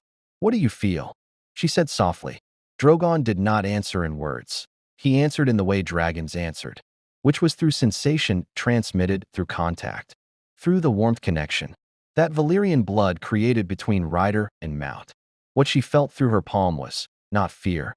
Drogon did not feel fear in any register she had ever encountered, but something adjacent to the recognition Kinvara had felt in her fire. Something old, something that knew what fire was in a way that most things didn't, not as an enemy, not as a tool, but as a principle, something that had worked with fire before, in a different world, at a different time, and understood its nature with a craftsman's intimacy, something that could, conceivably, work with fire again. She took her hand from his snout and stood for a long time looking west across the narrow sea, toward the continent she had been born to claim and had not yet set foot on, and felt the particular sensation that had been growing in her for months, the sense of a board being rearranged while she watched from a distance, pieces moving without her hand, a game proceeding in her kingdom without her presence to shape it. She called a council that evening. Not the full council, the inner one. The 4 people she trusted to give her information without managing it. Yura, Baristan, Missandei, and the Red Priestess Kaith, who had been appearing and disappearing from Daenerys's periphery, since Karth, with the frustrating consistency of someone who had important things to say, and an absolute commitment to saying them in metaphor. Kaith was there when she arrived, which was itself information. Kaith never appeared unless there was something she considered worth appearing for. You know, Daenerys said. I have seen, Kaith said, through her lacquered mask. Not the fires, I do not use the fires. The stars, the patterns that govern arrival and departure, the confluences that occur when something passes between what was and what is. Her voice, always even, had a quality tonight that Daenerys had not heard before, not alarm, but weight. The weight of a person stating a large thing in a small space. Something has come to your kingdom, Daenerys. Something that was not accounted for in any reckoning I have seen. Accounted for by whom? Yura asked, with the practical skepticism he applied to all mystical communications. By the forces that shape the pattern of this age, Kaith said, without looking at him. The long night, the prince who was promised, the dragon's return. These things were in the pattern, old, established, moving toward their convergence in their own time. She paused. What is in King's Landing is outside the pattern. It arrived through a gap in the world's weaving, and it is now engaged in making itself part of the pattern in a way that will change every thread already established. Daenerys looked at Baristan, her truest counsel, the man whose honesty she relied on the way she relied on solid ground. Tell me what you know about Valyrian artifacts, she said. Specifically, what the Valyrian freehold knew about rings of power. Baristan Selmy, Ser grandfather, the finest knight of his generation, looked at his queen with the expression of a man who had ridden in every war of his era and was, for the first time, realizing that the war he had prepared for his whole life was not the war that was actually coming. My queen, he said carefully, the Valyrian freehold kept secrets that died with the doom. The maesters who survived wrote of objects, artifacts, made by the freehold's greatest sorcerers, that served as vessels for concentrated power, not weapons, anchors, instruments of sustained influence. He paused. They wrote that the greatest of these artifacts could extend a single will across distances and populations that no army could cover, that a lord who possessed such an object did not need to be present in every room to be present in every room. The throne room was quiet. The city outside breathed its evening breath of spice and smoke in the salt of the bay. Somewhere above, Drogon was circling in the darkening sky with the patient insistence of a creature waiting for a threat to become visible enough to burn. Daenerys Targaryen sat in her pyramid throne and felt the cold clarity that came to her sometimes. The clarity that had come to her in the fire when she walked in. The clarity that had come to her when she chained the masters and freed the slaves. The clarity that was not calm, but its opposite, the perfect, terrible focus of a woman who has identified a problem and is calculating its solution. I am going to Westeros, she said. Sooner than I planned. My queen, Baristan began. Sooner than I planned, she repeated. Her voice held the fire. Not anger, something colder than anger, which was decision. There is something in my kingdom that is making itself permanent. I will not be permanent in the wrong place while something else becomes permanent in the right one. She looked at Yura. How long to prepare the fleet? A month, Yura said. Less if we push the shipwrights. Push them, Daenerys said. Outside, Drogon screamed at the western sky, not the scream of a creature that had found its target, but the scream of a creature that knew the target existed and was naming it in the only language it had. The sound crossed the bay and rolled over Meereen's rooftops and dispersed into the evening air. And in the red temple across the city, the brazier fires burned a degree brighter in response. R'hllor's flame, acknowledging the dragons. Fire with the instinctive recognition of related things. And in King's Landing, 5 weeks away by fast ship with good winds, in the vault beneath the Red Keep, the object on Anatar's workbench was taking Shape, dark metal and Valyrian. Resonance and the deep will of something that had survived the death of an entire age pressing itself into physical form.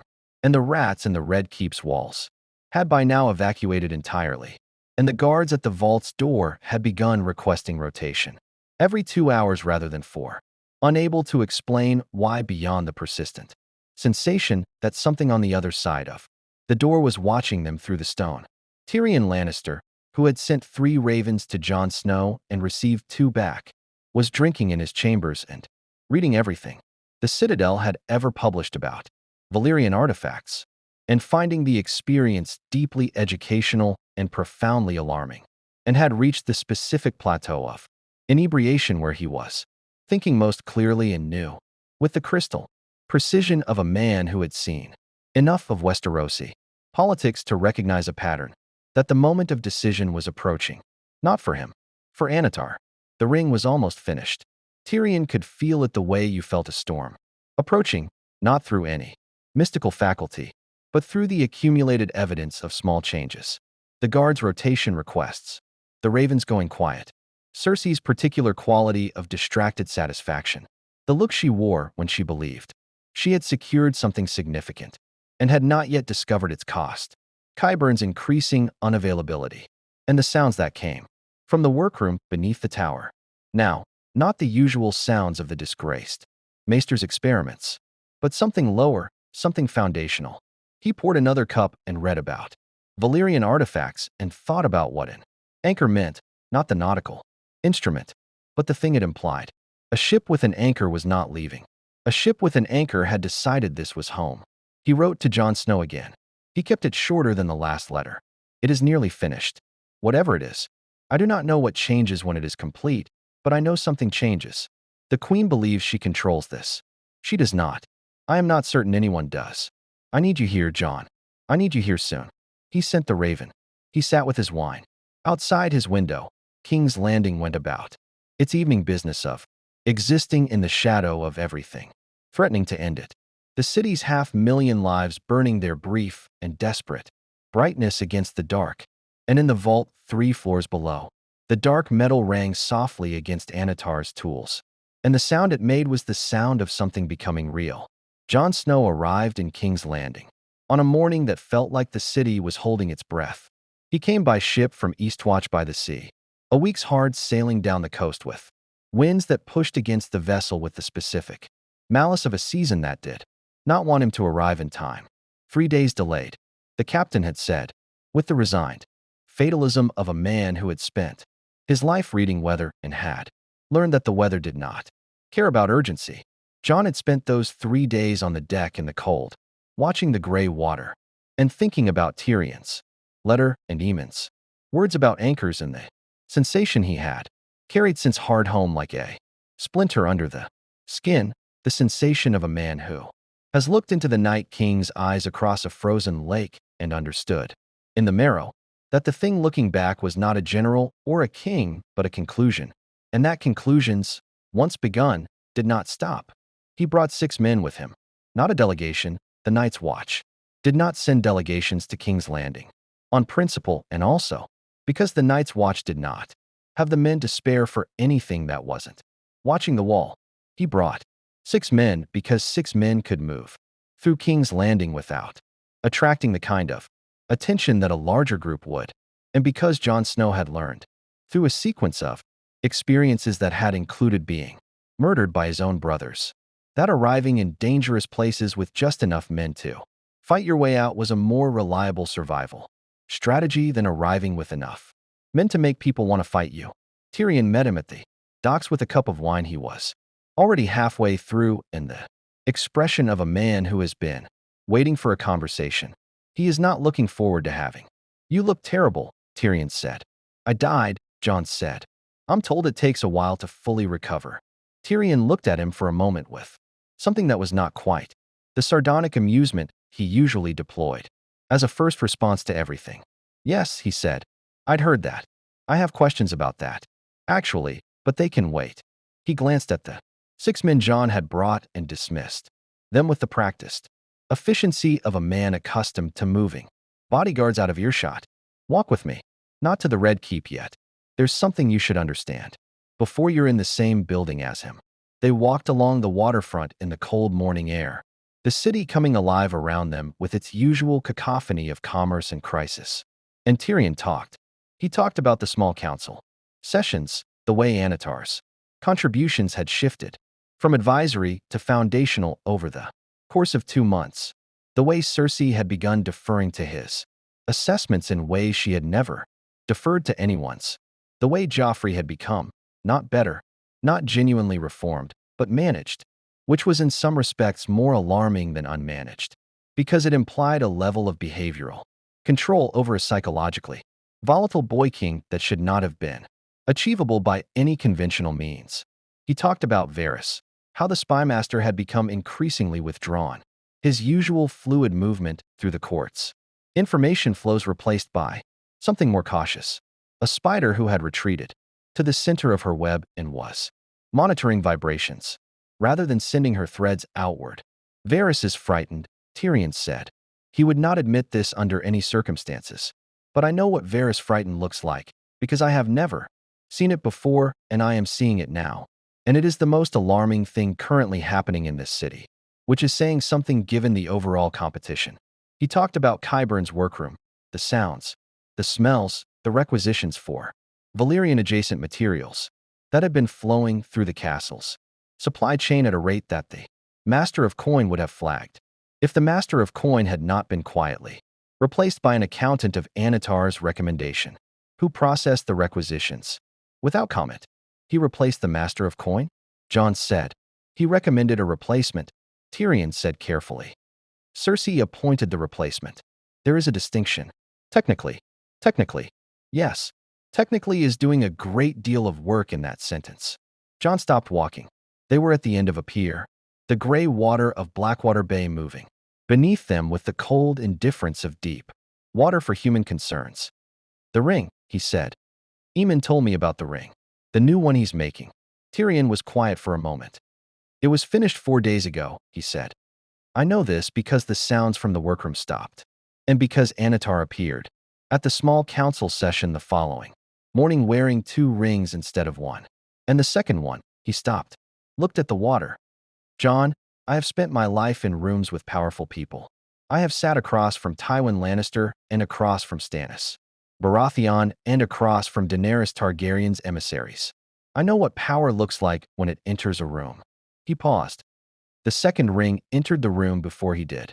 I felt it in the hall outside, like a pressure change, like the moment before lightning.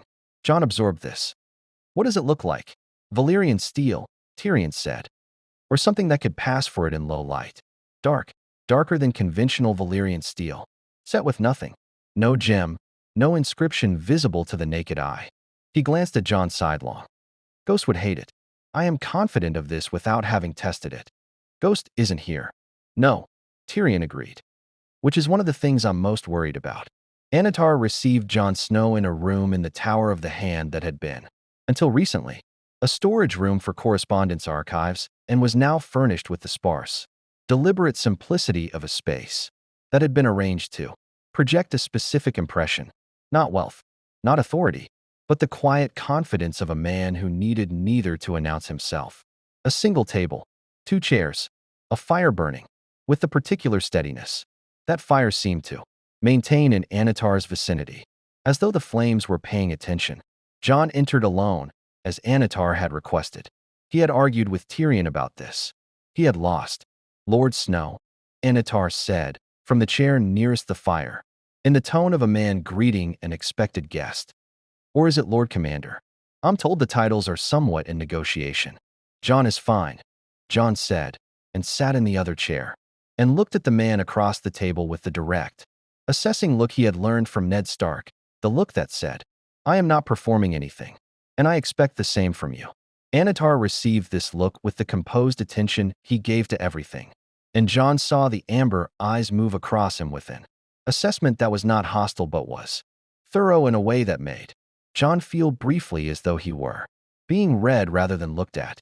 He felt it particularly around the chest, around the place where Ollie's dagger had gone in, where Melisandre's hands had been, where the thing that was not quite life and not quite death had reinstalled itself.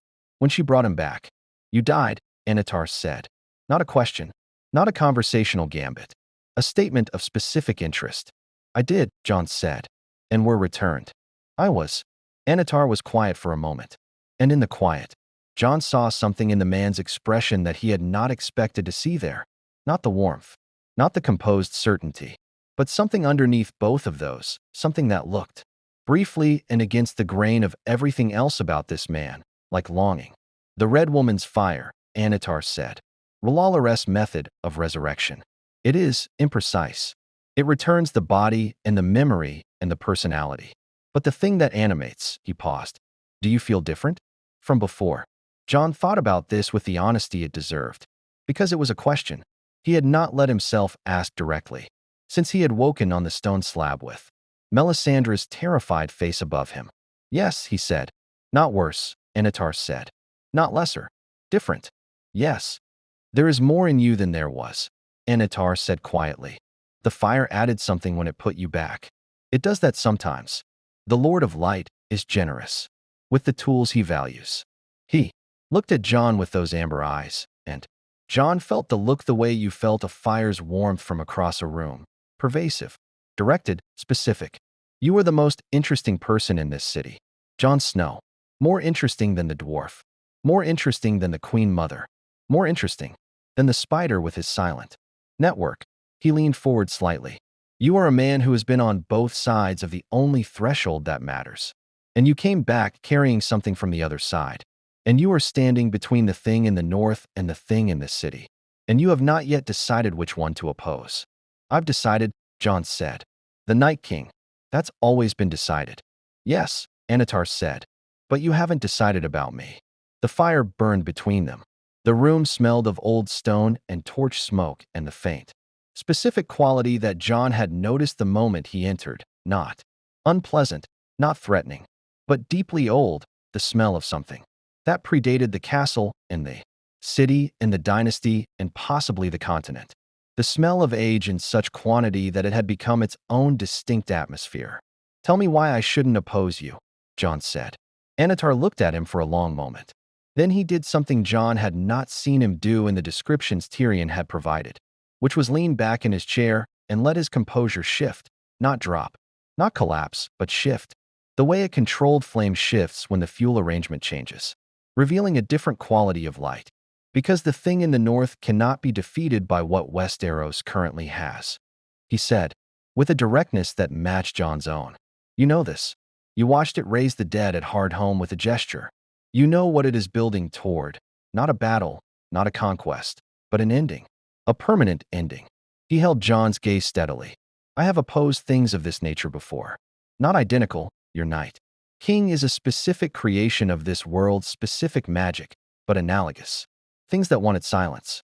Things that equated existence with offense, and sought to resolve the offense. Permanently. Something moved behind his eyes, the shadow of something vast and very old. I have won. I have lost. I know the difference between the two, and I know what winning requires." "And what does it require?" John said. "Unity," Anatar said. "Not the unity of banners. Any lord can command banners. The unity of will.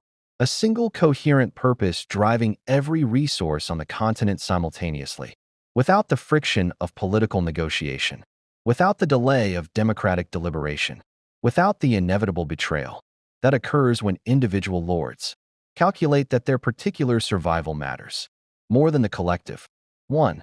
His voice was steady, reasonable, warm. "What I am proposing, Jon Snow, is not tyranny. It is coordination. The thing that every general knows is the difference between an army and a mob. A single will operating through many instruments. Your will," John said. "A will capable of the task," Anatar said, which is a different framing. John looked at the ring on Anatar's right hand, the original one, diminished and patient, then at the new one on his left, darker, newer, resonant with something John could feel through the table between them, through the stone floor beneath his boots, through the place in his chest where Ollie's knife had been. He thought about the Night King on the frozen shore. He thought about the army of the dead. He thought about Hardhome and the children and the cold and the silence that followed the cold. He thought about Ned Stark, who had died for his honor. About Robb, who had died for his love. About the long list of honorable men Westeros had eaten. He thought about what Tyrion had said on the pier. I know what power looks like when it enters a room. The people of Westeros, Jon said, carefully, have spent 1,000 years deciding what they will and won't accept, what they'll fight and die for. The Night King is one kind of ending. What you're describing is another kind. He met Anatar's eyes directly. I've come back from death. I know what it costs. I'm not willing to pay it for something that isn't actually survival. Anatar was quiet for a long time. The fire burned. The room breathed.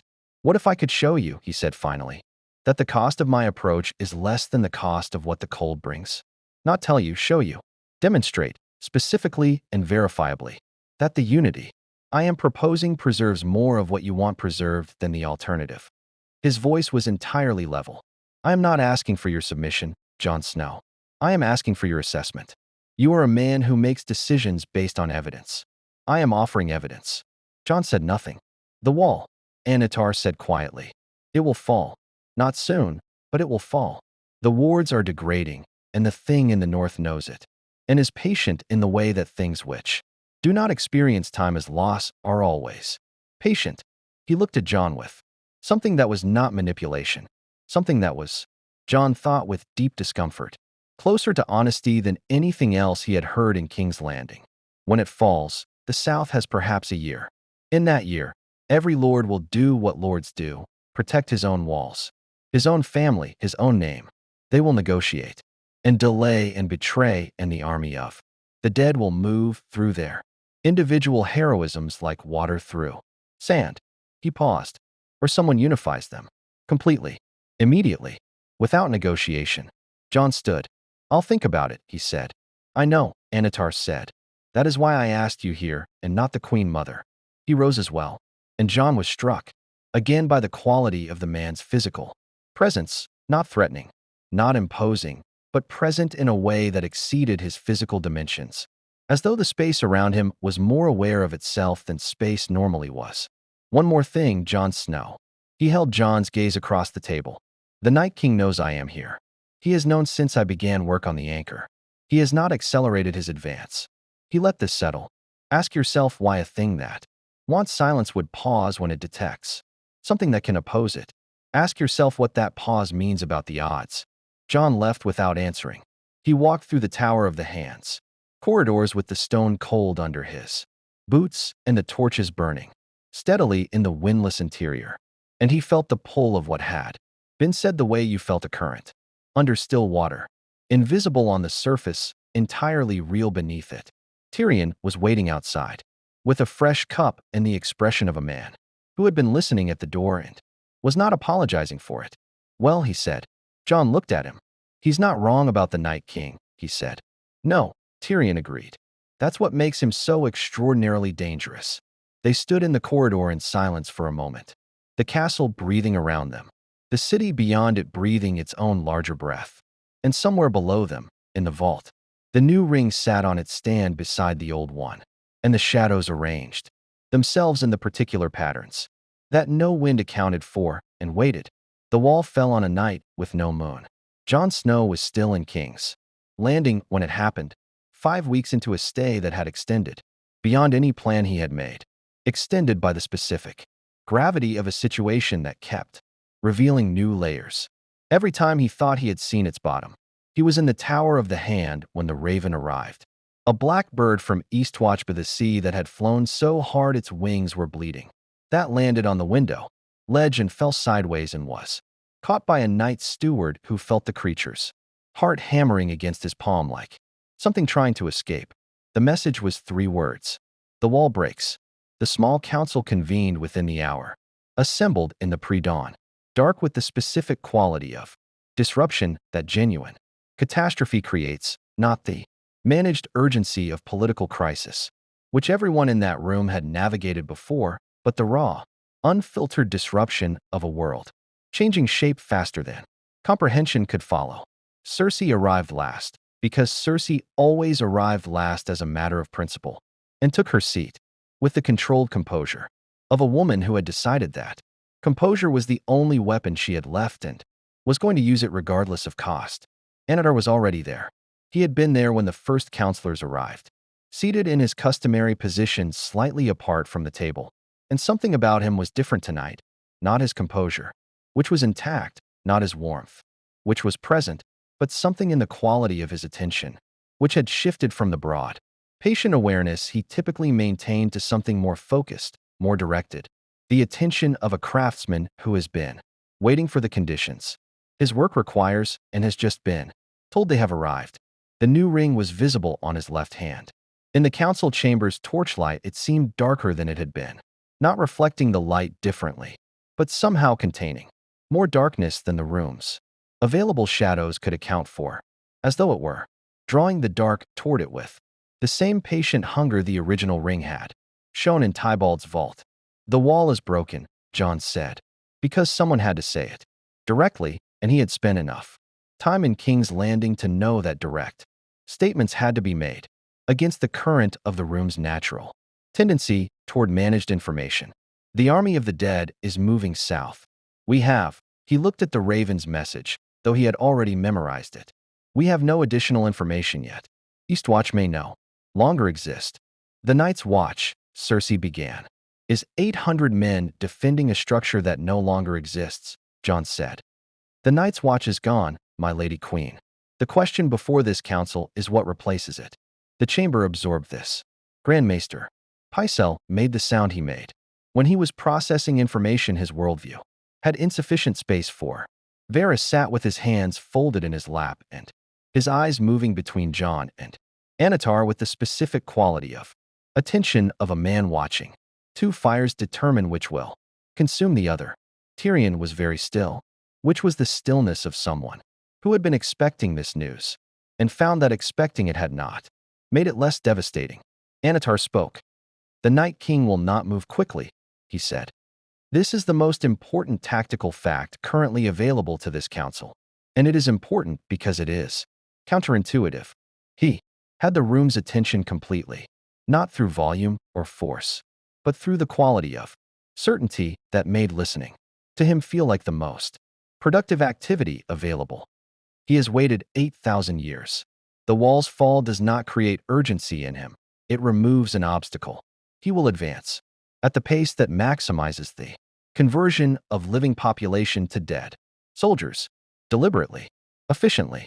The North will fall first, not in days, in weeks. The army he brings south will be larger for every settlement it consumes. "How long?"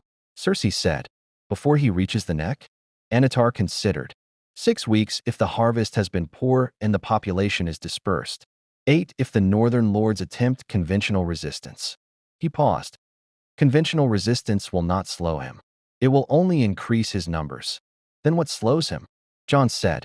Anatar looked at him across the table with those amber eyes.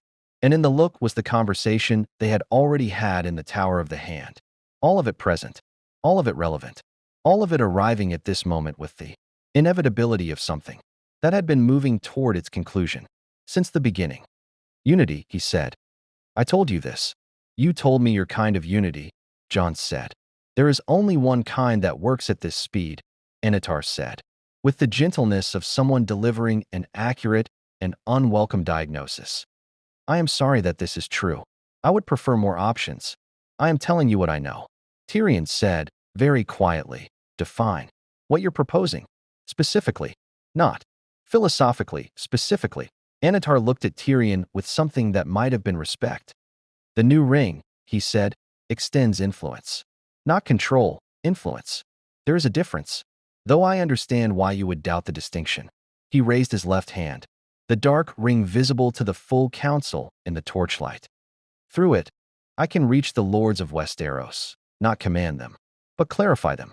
Remove the noise of individual fear and ambition and self-preservation, long enough for them to make the decision that they would make if they were thinking clearly. The decision that they already know is correct, but cannot access through the interference of survival instinct." He lowered his hand. "Lords who are afraid do not make correct decisions. Lords who are clarified do." "That is a very elegant description of domination," Varys said, in the tone he used when he was being precise rather than confrontational. It is a very elegant description of what leadership ideally does. Anatar replied, with equal precision. Every lord who has ever inspired loyalty is doing a version of what I am describing. I am proposing a more reliable version. The chamber was silent, except for the torches and the distant sound of King's Landing. Beginning its pre-dawn waking, the city's half-million lives stirring toward another day that would, John thought, look very different from any day they had previously known. John looked at Tyrion. Tyrion looked back with the expression of a man who had already calculated 17 outcomes and found them all inadequate. John looked at Varys. Varys had the face he wore when he was doing something his principles objected to, and his pragmatism had overruled. John looked at Cersei. Cersei was looking at Anatar with the expression she wore in moments of genuine decision, not the performed composure, but the stripped-back face of a woman doing real calculation. And the calculation, John could see, was not is this right, but is this survivable? Which were two different questions, and Cersei had always been honest, at least with herself, about which one she asked. John looked at Anatar. He thought about Ned Stark, who had chosen right over survivable, and whose head had come off on the steps of the September of Baelor while the city watched. He thought about Robb Stark, who had chosen love over the oath that survival required, and whose body had been paraded through the twins with gray winds head sewn onto it. He thought about himself, dead on the stone slab, the cold of genuine ending, and then the fire of something that was not life putting him back into the body that had been vacated, the fire that had added something, as Anatar had said, the fire that had left him different. He thought about the Night King's eyes across the frozen lake, not the eyes of a general, not the eyes of a king, but the eyes of a conclusion, patient, absolute, already finished, in some essential sense, with everything that had not yet happened. If I say yes, John said, and the room went very still. What does yes mean? Specifically, Anatar looked at him without triumph. This was the thing that John noted. There was no triumph in the amber eyes, no satisfaction of a long game reaching its payoff. There was something that looked, instead, like relief.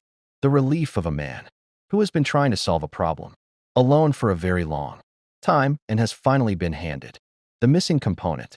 It means you ride north with me, Anatar said. Tonight, before the army of the dead has consumed the first northern settlements. It means I extend the ring's reach through the lords who remain, Karstark, Umber, what remains of the Night's Watch, the wildlings who will not kneel, but will fight beside a man they respect. He held John's gaze directly. It means I do not act without your knowledge. I will not extend influence beyond what you can see and assess. You are my check, Jon Snow. The limitation I am accepting voluntarily, because I know what I am and I know what unchecked power does in worlds where the checks have been removed.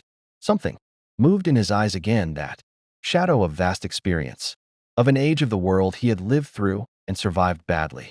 I have made the error of unchecked power before. I am not making it again. The words landed in the room with the weight of genuine confession, which was the most alarming thing John had heard since he arrived in King's Landing.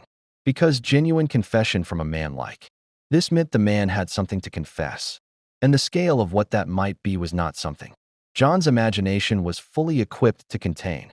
I'll ride north with you, John said. But the check is real. When I say stop, you stop. Agreed, Anatar said immediately. Tyrion comes, John said. He watches your hands. Anatar looked at Tyrion. I would have asked for him regardless, he said, with what appeared to be complete sincerity. Tyrion made a sound that was not quite a laugh. Delightful, he said. I've always wanted to ride north in winter toward an army of the dead with the most dangerous entity in the known world. It's exactly the kind of story I'll be able to tell at parties, assuming any of us survive to attend parties. They rode out of King's Landing at dawn. Jon, Tyrion, Anatar, and the 6 men Jon had brought south, plus a guard of 20 that Cersei had, provided with the specific look of a woman who was providing resources toward an outcome she had decided to believe in because the alternative was paralysis. Varys watched them go from a window in the Tower of the Hand.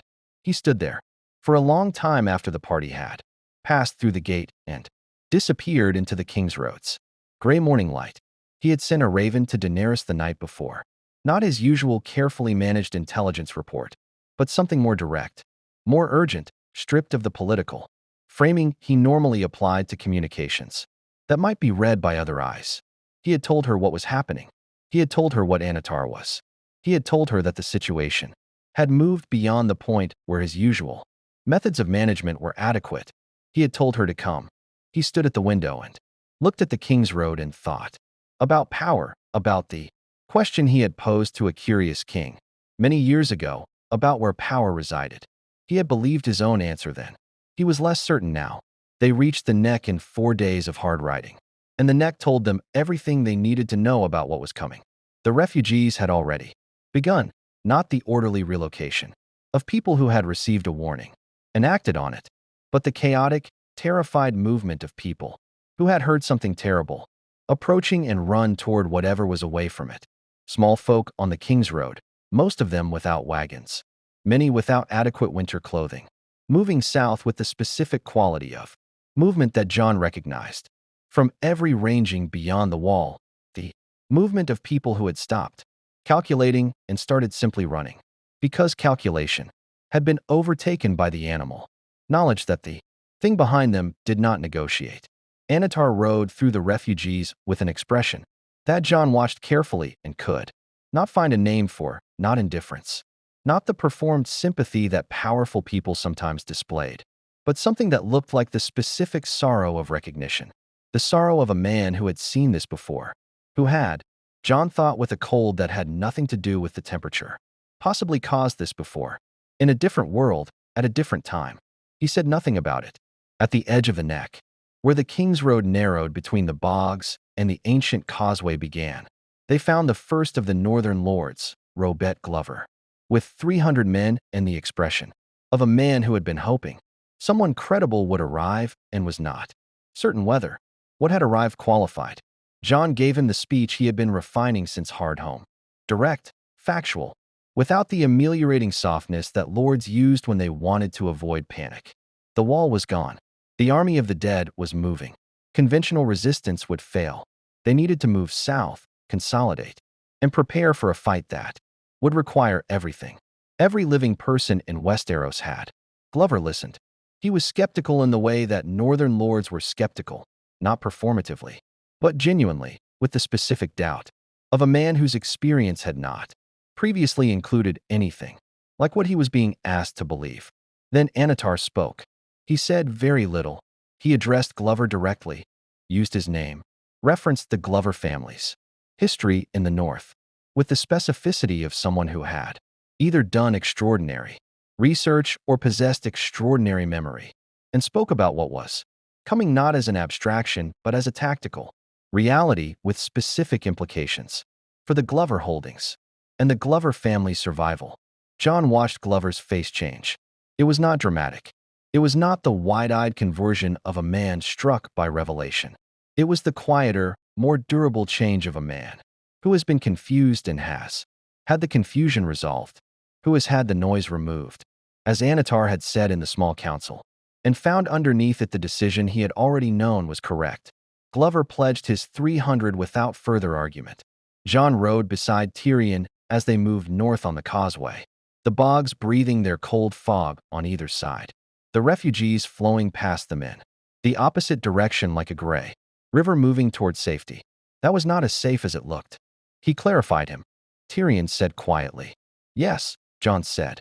That was clarification. That's what it looked like. Tyrion was quiet for a moment. John, he said, I need you to tell me that you know the difference between clarification and domination when you see it, because I am not certain I do, in this case, and one of us needs to be certain. John looked ahead at Anatar, riding at the point of their column with the easy, unhurried posture of a man entirely at home in a world that was not his, that had never been his, and felt the pull of the current beneath the still water. I'm watching, he said. Watch very carefully, Tyrion said, because the thing about domination done well is that it looks exactly like leadership. That's rather the point of it. The causeway stretched north through the fog. Somewhere ahead, beyond the Neck and the Twins and the long miles of the King's Road through the dying north, the army of the dead was moving south with the patient absolute certainty of a conclusion approaching its final sentence, and riding north toward It was a man who had died and come back carrying something from the other side, and a dwarf who knew things, and something ancient and patient and very dangerous that had agreed. For now, to be checked. The fog closed around them. The wall was gone. The long night had begun, and in the cold dark ahead, the Night King raised his ancient face and felt, for the first time in 8,000 years of absolute patience, something that was not urgency, but was adjacent to it. The thing he had detected in King's Landing was moving toward him. He turned his army south and walked to meet it. They met the army of the dead at the ruins of Moat Cailin. It was Jon's choice of ground, tactically sound in the way that northern defensive positions were always tactically sound, which was to say sound, against living armies that needed to eat and sleep and maintain supply lines and whose soldiers feared pain and death. Against the army of the dead, the tactical soundness of any position was theoretical. The dead did not need supply lines. They did not fear pain. They did not calculate odds and decide retreat was preferable to casualty figures. They moved because the cold intelligence that animated them moved them, and they stopped when that intelligence stopped them. And the gap between living military strategy and dead military reality was the gap between a game played on a board and the board being overturned. Jon knew this. He had built his approach to Moat Cailin not around stopping the advance, but around what Anatar had told him on the causeway the night before, in a conversation that Tyrion had listened to from close enough to hear everything and far enough to maintain deniability. The Night King does not command his army the way a general commands soldiers, Anatar had said, with the fire between them and the bog fog pressing at the edges of their camp's light. He is his army. The connection between his will and their motion is direct. Interrupt the will. The army stops. Kill him. The army falls. He had looked at Jon with the amber eyes that saw several layers past the surface. You know this already. I know it, Jon said. Getting to him is the problem. Yes, Anatar said. 10,000 dead between him and anyone who wants him dead. He learned from the first long night. He does not expose himself until the battle is resolved. He was quiet for a moment. He will expose himself for me. Why? Anatar had looked into the fire for a long time. Because I am the only thing currently in this world that he recognizes as capable of contesting him, he said. Everything else, dragons, Valyrian steel, dragonglass, the Lord of Light's fire, these are weapons. Dangerous weapons, but weapons. Tools. I am the only thing he has encountered in 8,000 years that is in his category. He turned a new ring slowly on his left hand. He will come forward to address me personally. That is his nature. He cannot conceive of delegating an existential confrontation. Neither could I, in his position. He met Jon's eyes. When he comes forward, I will hold his attention completely. What happens to him while I am holding his attention is your part of this. Jon had thought about this for a long time. You're using yourself as bait. I am using myself as the correct tool for the task, Anatar said. There is a distinction. Is there? The amber eyes had held something in that moment. Something that Jon had turned over repeatedly in the hours since, trying to identify it accurately. It was not fear. It was not calculation. It was the specific look of a man who has examined his own nature with complete honesty and accepted what he found there, which was more than most men managed and less than it sounded like. Because what Anatar had found in his own nature was not reassuring. I have a talent for confrontation, Anatar had said finally. For meeting something that wants everything and persuading it, through argument, through demonstration of equivalent capability, through whatever the moment requires, to attend to me rather than to its objective. He paused. I have used this talent in service of my own domination. I am using it now in service of something else. Whether that distinction matters, in terms of what I am, is a question I have been asking myself for longer than this world has existed. He looked at Jon steadily. I do not have a satisfying answer. I am proceeding anyway. The army of the dead arrived at Moat Cailin's ruins with the silence. That was their defining characteristic.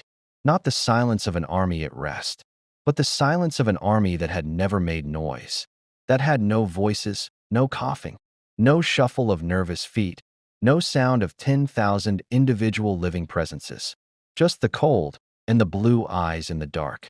and the faint creak of dead joints moving in unison. Jon had 800 men, Glover's 300, what remained of the night's watch, a contingent of wildlings under Torment. Giant Spain who had come south, ahead of the advance, and who fought with the pragmatic ferocity of people who had always known this was coming, and were relieved, finally, to be fighting it rather than running from it.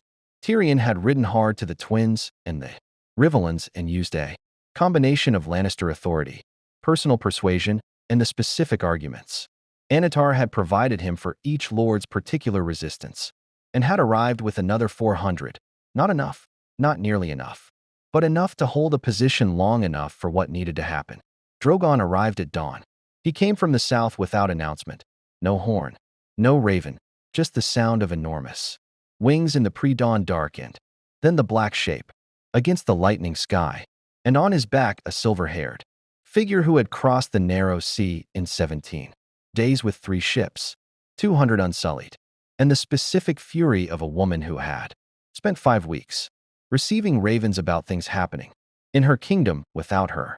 Daenerys landed, Drogon on the ridge above Moat Cailin, and looked down at the assembled armies, living and dead, with the expression she wore when she was performing the calculation between what she had and what was needed and finding the gap manageable.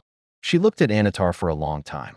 He looked back with the composed attention he gave to everything, and Jon, watching them regard each other from 30 feet away, felt the weight of what was in that look, 2 things of ancient and extraordinary capability assessing each other across the wreckage of a world, not as enemies, not as allies, but as something for which the political vocabulary of Westeros had no accurate term. "You are what the Red Priestess saw in her fire," Daenerys said. "I am," Anatar said. "You are making yourself at home in my kingdom. I am making myself useful in your kingdom," he said. The distinction matters. She looked at the army of the dead spread across the plain below. "And your usefulness today involves what, precisely?" "Drawing out their commander," Anatar said, holding his attention while Jon Snow kills him. Daenerys looked at Jon.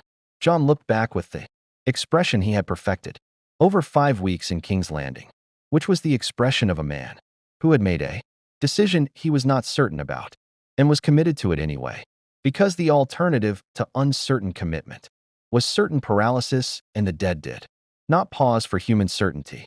"Drogon and I will take the flanks," she said. "Reduce their numbers. When the Night King shows himself, do not target him," Jon said. "Dragon fire doesn't kill him." Her jaw tightened, the specific tightening of a woman accustomed to being the decisive weapon in every confrontation. She entered. "Then what does?" Jon raised the blade at his hip. Long claw, Valyrian steel, its wolf's head pommel worn smooth by years of ranging. The blade that had already proven itself against white walkers beyond the wall. He said nothing further. The blade said what needed saying. The battle began at full dawn. Drogon hit the army of the dead's eastern flank with the focused fury of a creature who had been agitated for weeks and had finally found the source of the agitation in visible, burnable form. The fire worked, not as well as against living armies, because the whites that burned kept moving until enough of them had burned. But the dragon-glass-tipped arrows Tyrion had arranged from Dragonstone's stores hit what the fire weakened, and the eastern flank began to collapse inward with the mechanical efficiency of a well-designed defensive operation. The wildlings held the center with the fierce, uncomplicated bravery of people who had no political calculation left in them. Tormund at the front with his great red beard and his complete disregard for personal safety, which was either inspiring or terrifying depending on whether you were beside him or across from him. Anatar stood at the position they had chosen, forward of the living line, exposed on the flat ground below. Moat Cailin's ruins where the Night King would have clear sight of him. He stood without weapons. He stood with his hands at his sides and the 2 rings on his fingers, and the composed patience of a man who had decided what he was doing and was doing it. He waited. The Night King came. He came through the center of his army the way a deep current moves through water, not disturbing the surface, simply present, suddenly, at the front of the advance. He was taller than Jon remembered and colder than any living thing should stand near. the cold of something that had been cold for 8,000 years and had made peace with cold as a permanent condition. His eyes were the blue of deep ice. His face was the face of a man who had been made into something that only remembered being a man the way stone remembers being sand, in structure, not in substance. He looked at Anatar. Anatar looked back. The battle continued around them, Drogon screaming on the eastern flank, steel on dragonglass in the northern press, Tyrion shouting logistics from the ridge, but between the two figures on the flat ground, a stillness descended that had nothing to do with the battle and everything to do with what they were. Jon moved. He had been moving before the Night King arrived, slowly, through the western flank, below the sight lines that the Night King's attention would naturally occupy. Anatar had been exact about the Night King's perceptual focus. The cold intelligence distributed itself through the entire army simultaneously. But when it confronted something of equivalent magnitude, it collapsed inward, concentrated, the way water in 100 small channels rushes toward a single opening. Anatar was the opening. Jon moved through the wights with Longclaw and 4 wildlings who were beyond fear. And the wights that fell in his path fell with the shattering particularity of White Walker kills, not the slow burning of dragon fire, but the immediate, total dissolution of creatures whose animating force had been interrupted, the blue eyes going dark in sequence as he cut through the connection between dead body and directing well. He could see the Night King's back from 50 feet, 40, on the flat ground. Anatar raised his left hand, the hand with the new ring, and Jon saw, from the edge of his vision, the ring catch no light at all in the full morning, the way it absorbed rather than reflected, and then something extended from it that was not visible and not audible, but was nonetheless present in the way that pressure is present, the way the moment before thunder is present, a reaching, an extending of will across the space between them. The Night King turned his head, not toward Jon, toward Anatar. He raised his hand. The dead within 30 feet of Jon Snow stopped moving. Not because of anything Jon had done, because the Night King's attention had narrowed to a point, had collapsed entirely toward the thing, on the flat ground that was, pushing something against him that he had not felt in 8,000 years. And in that narrowing, the connection to the peripheral dead thinned, and the thinned connection was enough. 20 feet. Jon Snow ran. The Night King began to turn, not slowly, not with human slowness, but with the speed of a conclusion reversing itself when it detects an error. And he was fast, faster than anything that dead should be. The speed of pure animating will unconstrained by the body's hesitations. Not fast enough. Longclaw went in below the Night King's left arm. The Valyrian steel finding the angle that Jon had used at Hardhome. Not the center of mass. Not where armor was thickest, but the specific geometry of a killing blow that Jon Snow had been practicing since the age of 8 when Ser Roderick first put a training sword in his hand and told him that the difference between a warrior and a soldier was that a warrior knew where the blow had to go before he threw it. The Night King shattered, not died, shattered the way the others had shattered. The sudden crystalline dissolution of something that had been held together by will and cold and 8,000 years of absolute patience, and then was not held together at all. The sound it made was not a scream and not a crack, but something between them. The sound of a conclusion that had not reached its end, that had been interrupted before the final sentence. And the interruption, echoing outward through the connection between the Night King and every dead thing he animated. The army of the dead stopped. 10,000 wights, across the full breadth of the plain below Moat Cailin, stopped with the sudden totality of puppets whose strings have been cut, not falling. Most of them just stopping, the blue eyes blinking out in sequence across the field the way stars go out when dawn comes. One, and then another, and then a dozen, and then 1,000. The light leaving them from the center outward. The cold intelligence that had moved them dispersing into the air like breath in winter. Present and then gone. The silence that followed was the deepest silence Jon Snow had ever heard. Deeper than the silence beyond the wall. Deeper than the silence of Hardhome before the dead rose. Deeper than the silence of the stone slab when he was dead. The silence of 10,000 dead things returning to simply being dead. The ordinary silence of bodies. The silence of matter that is no longer being asked to do anything except lie down. Tormund Giant Spain broke it first. The way he broke most silences, which was with a sound that was somewhere between a battle, cry and a sob, and did not require translation. Across any cultural boundary, Drogon landed. Daenerys was off his back before he had fully settled, walking across the field toward Jon with the expression of a woman who has just watched the thing she came to fight be killed by a man she had not been certain to trust, and was processing what that meant for every calculation she had brought with her. She looked at the place where the Night King had been, then at Jon. "It's done," she said. "This part," Jon said. She looked at him sharply, then looked past him at Anatar, who stood on the flat ground with his hands at his sides and the two rings on his fingers, and an expression that Jon could not read. Not triumph, not relief, not the satisfaction of a long objective achieved, but something quieter and more complex. The expression of a man completing something and not yet certain what the completion meant. Jon walked to him. "You held him," Jon said. "For long enough," Anatar said. "The ring," Jon began. "Extended my will toward his," Anatar said. "Met his attention and held it. It is what I said it would do." He looked at Jon steadily. "It is also what I said it would do. Nothing more, nothing less. Your check was real. You saw everything." Jon looked at the two rings.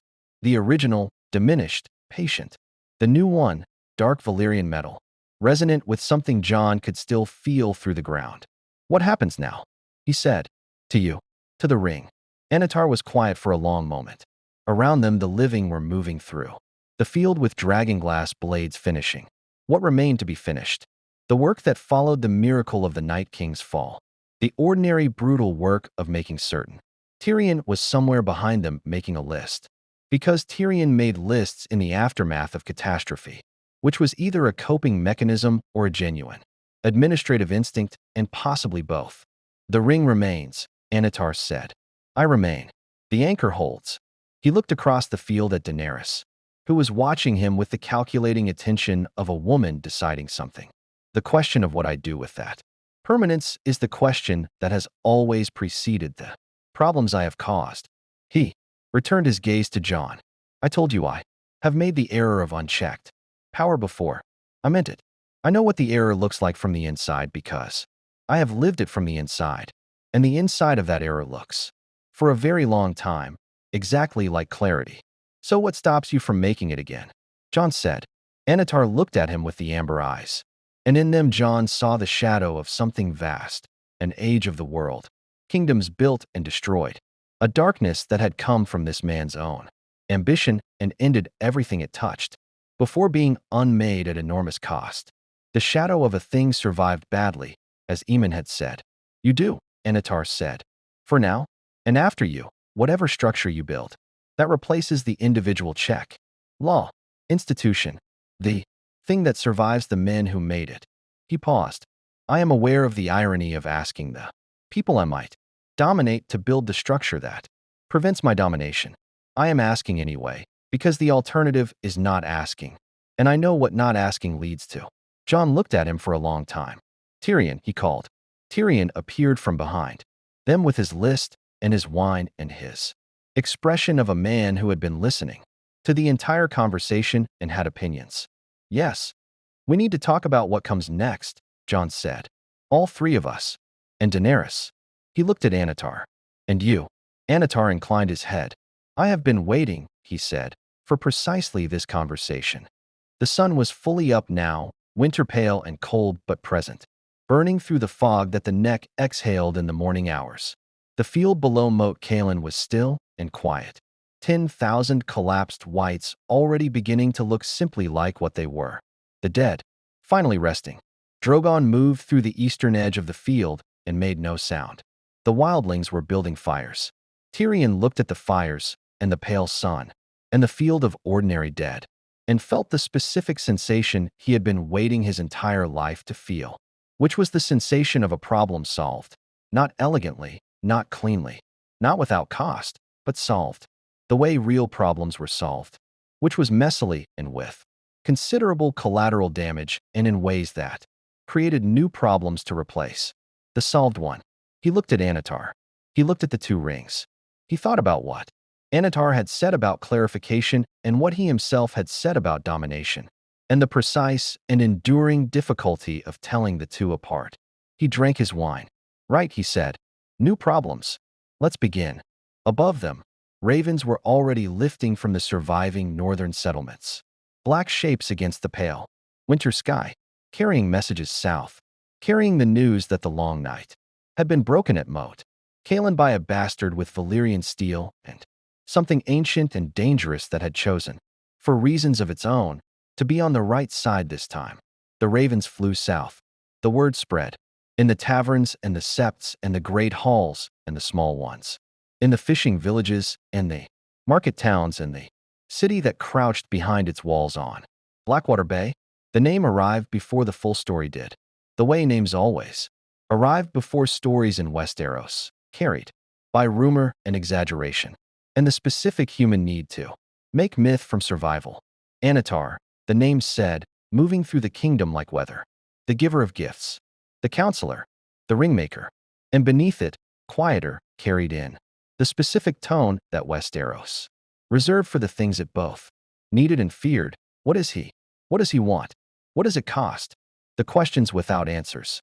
The questions that would shape the next chapter of the story, as they had shaped every chapter before, because Westeros was a world that survived its crises only to find itself in the longer, quieter crisis of what survival had required, and what survival had invited in, and whether the thing invited in understood that invitation was not the same as ownership.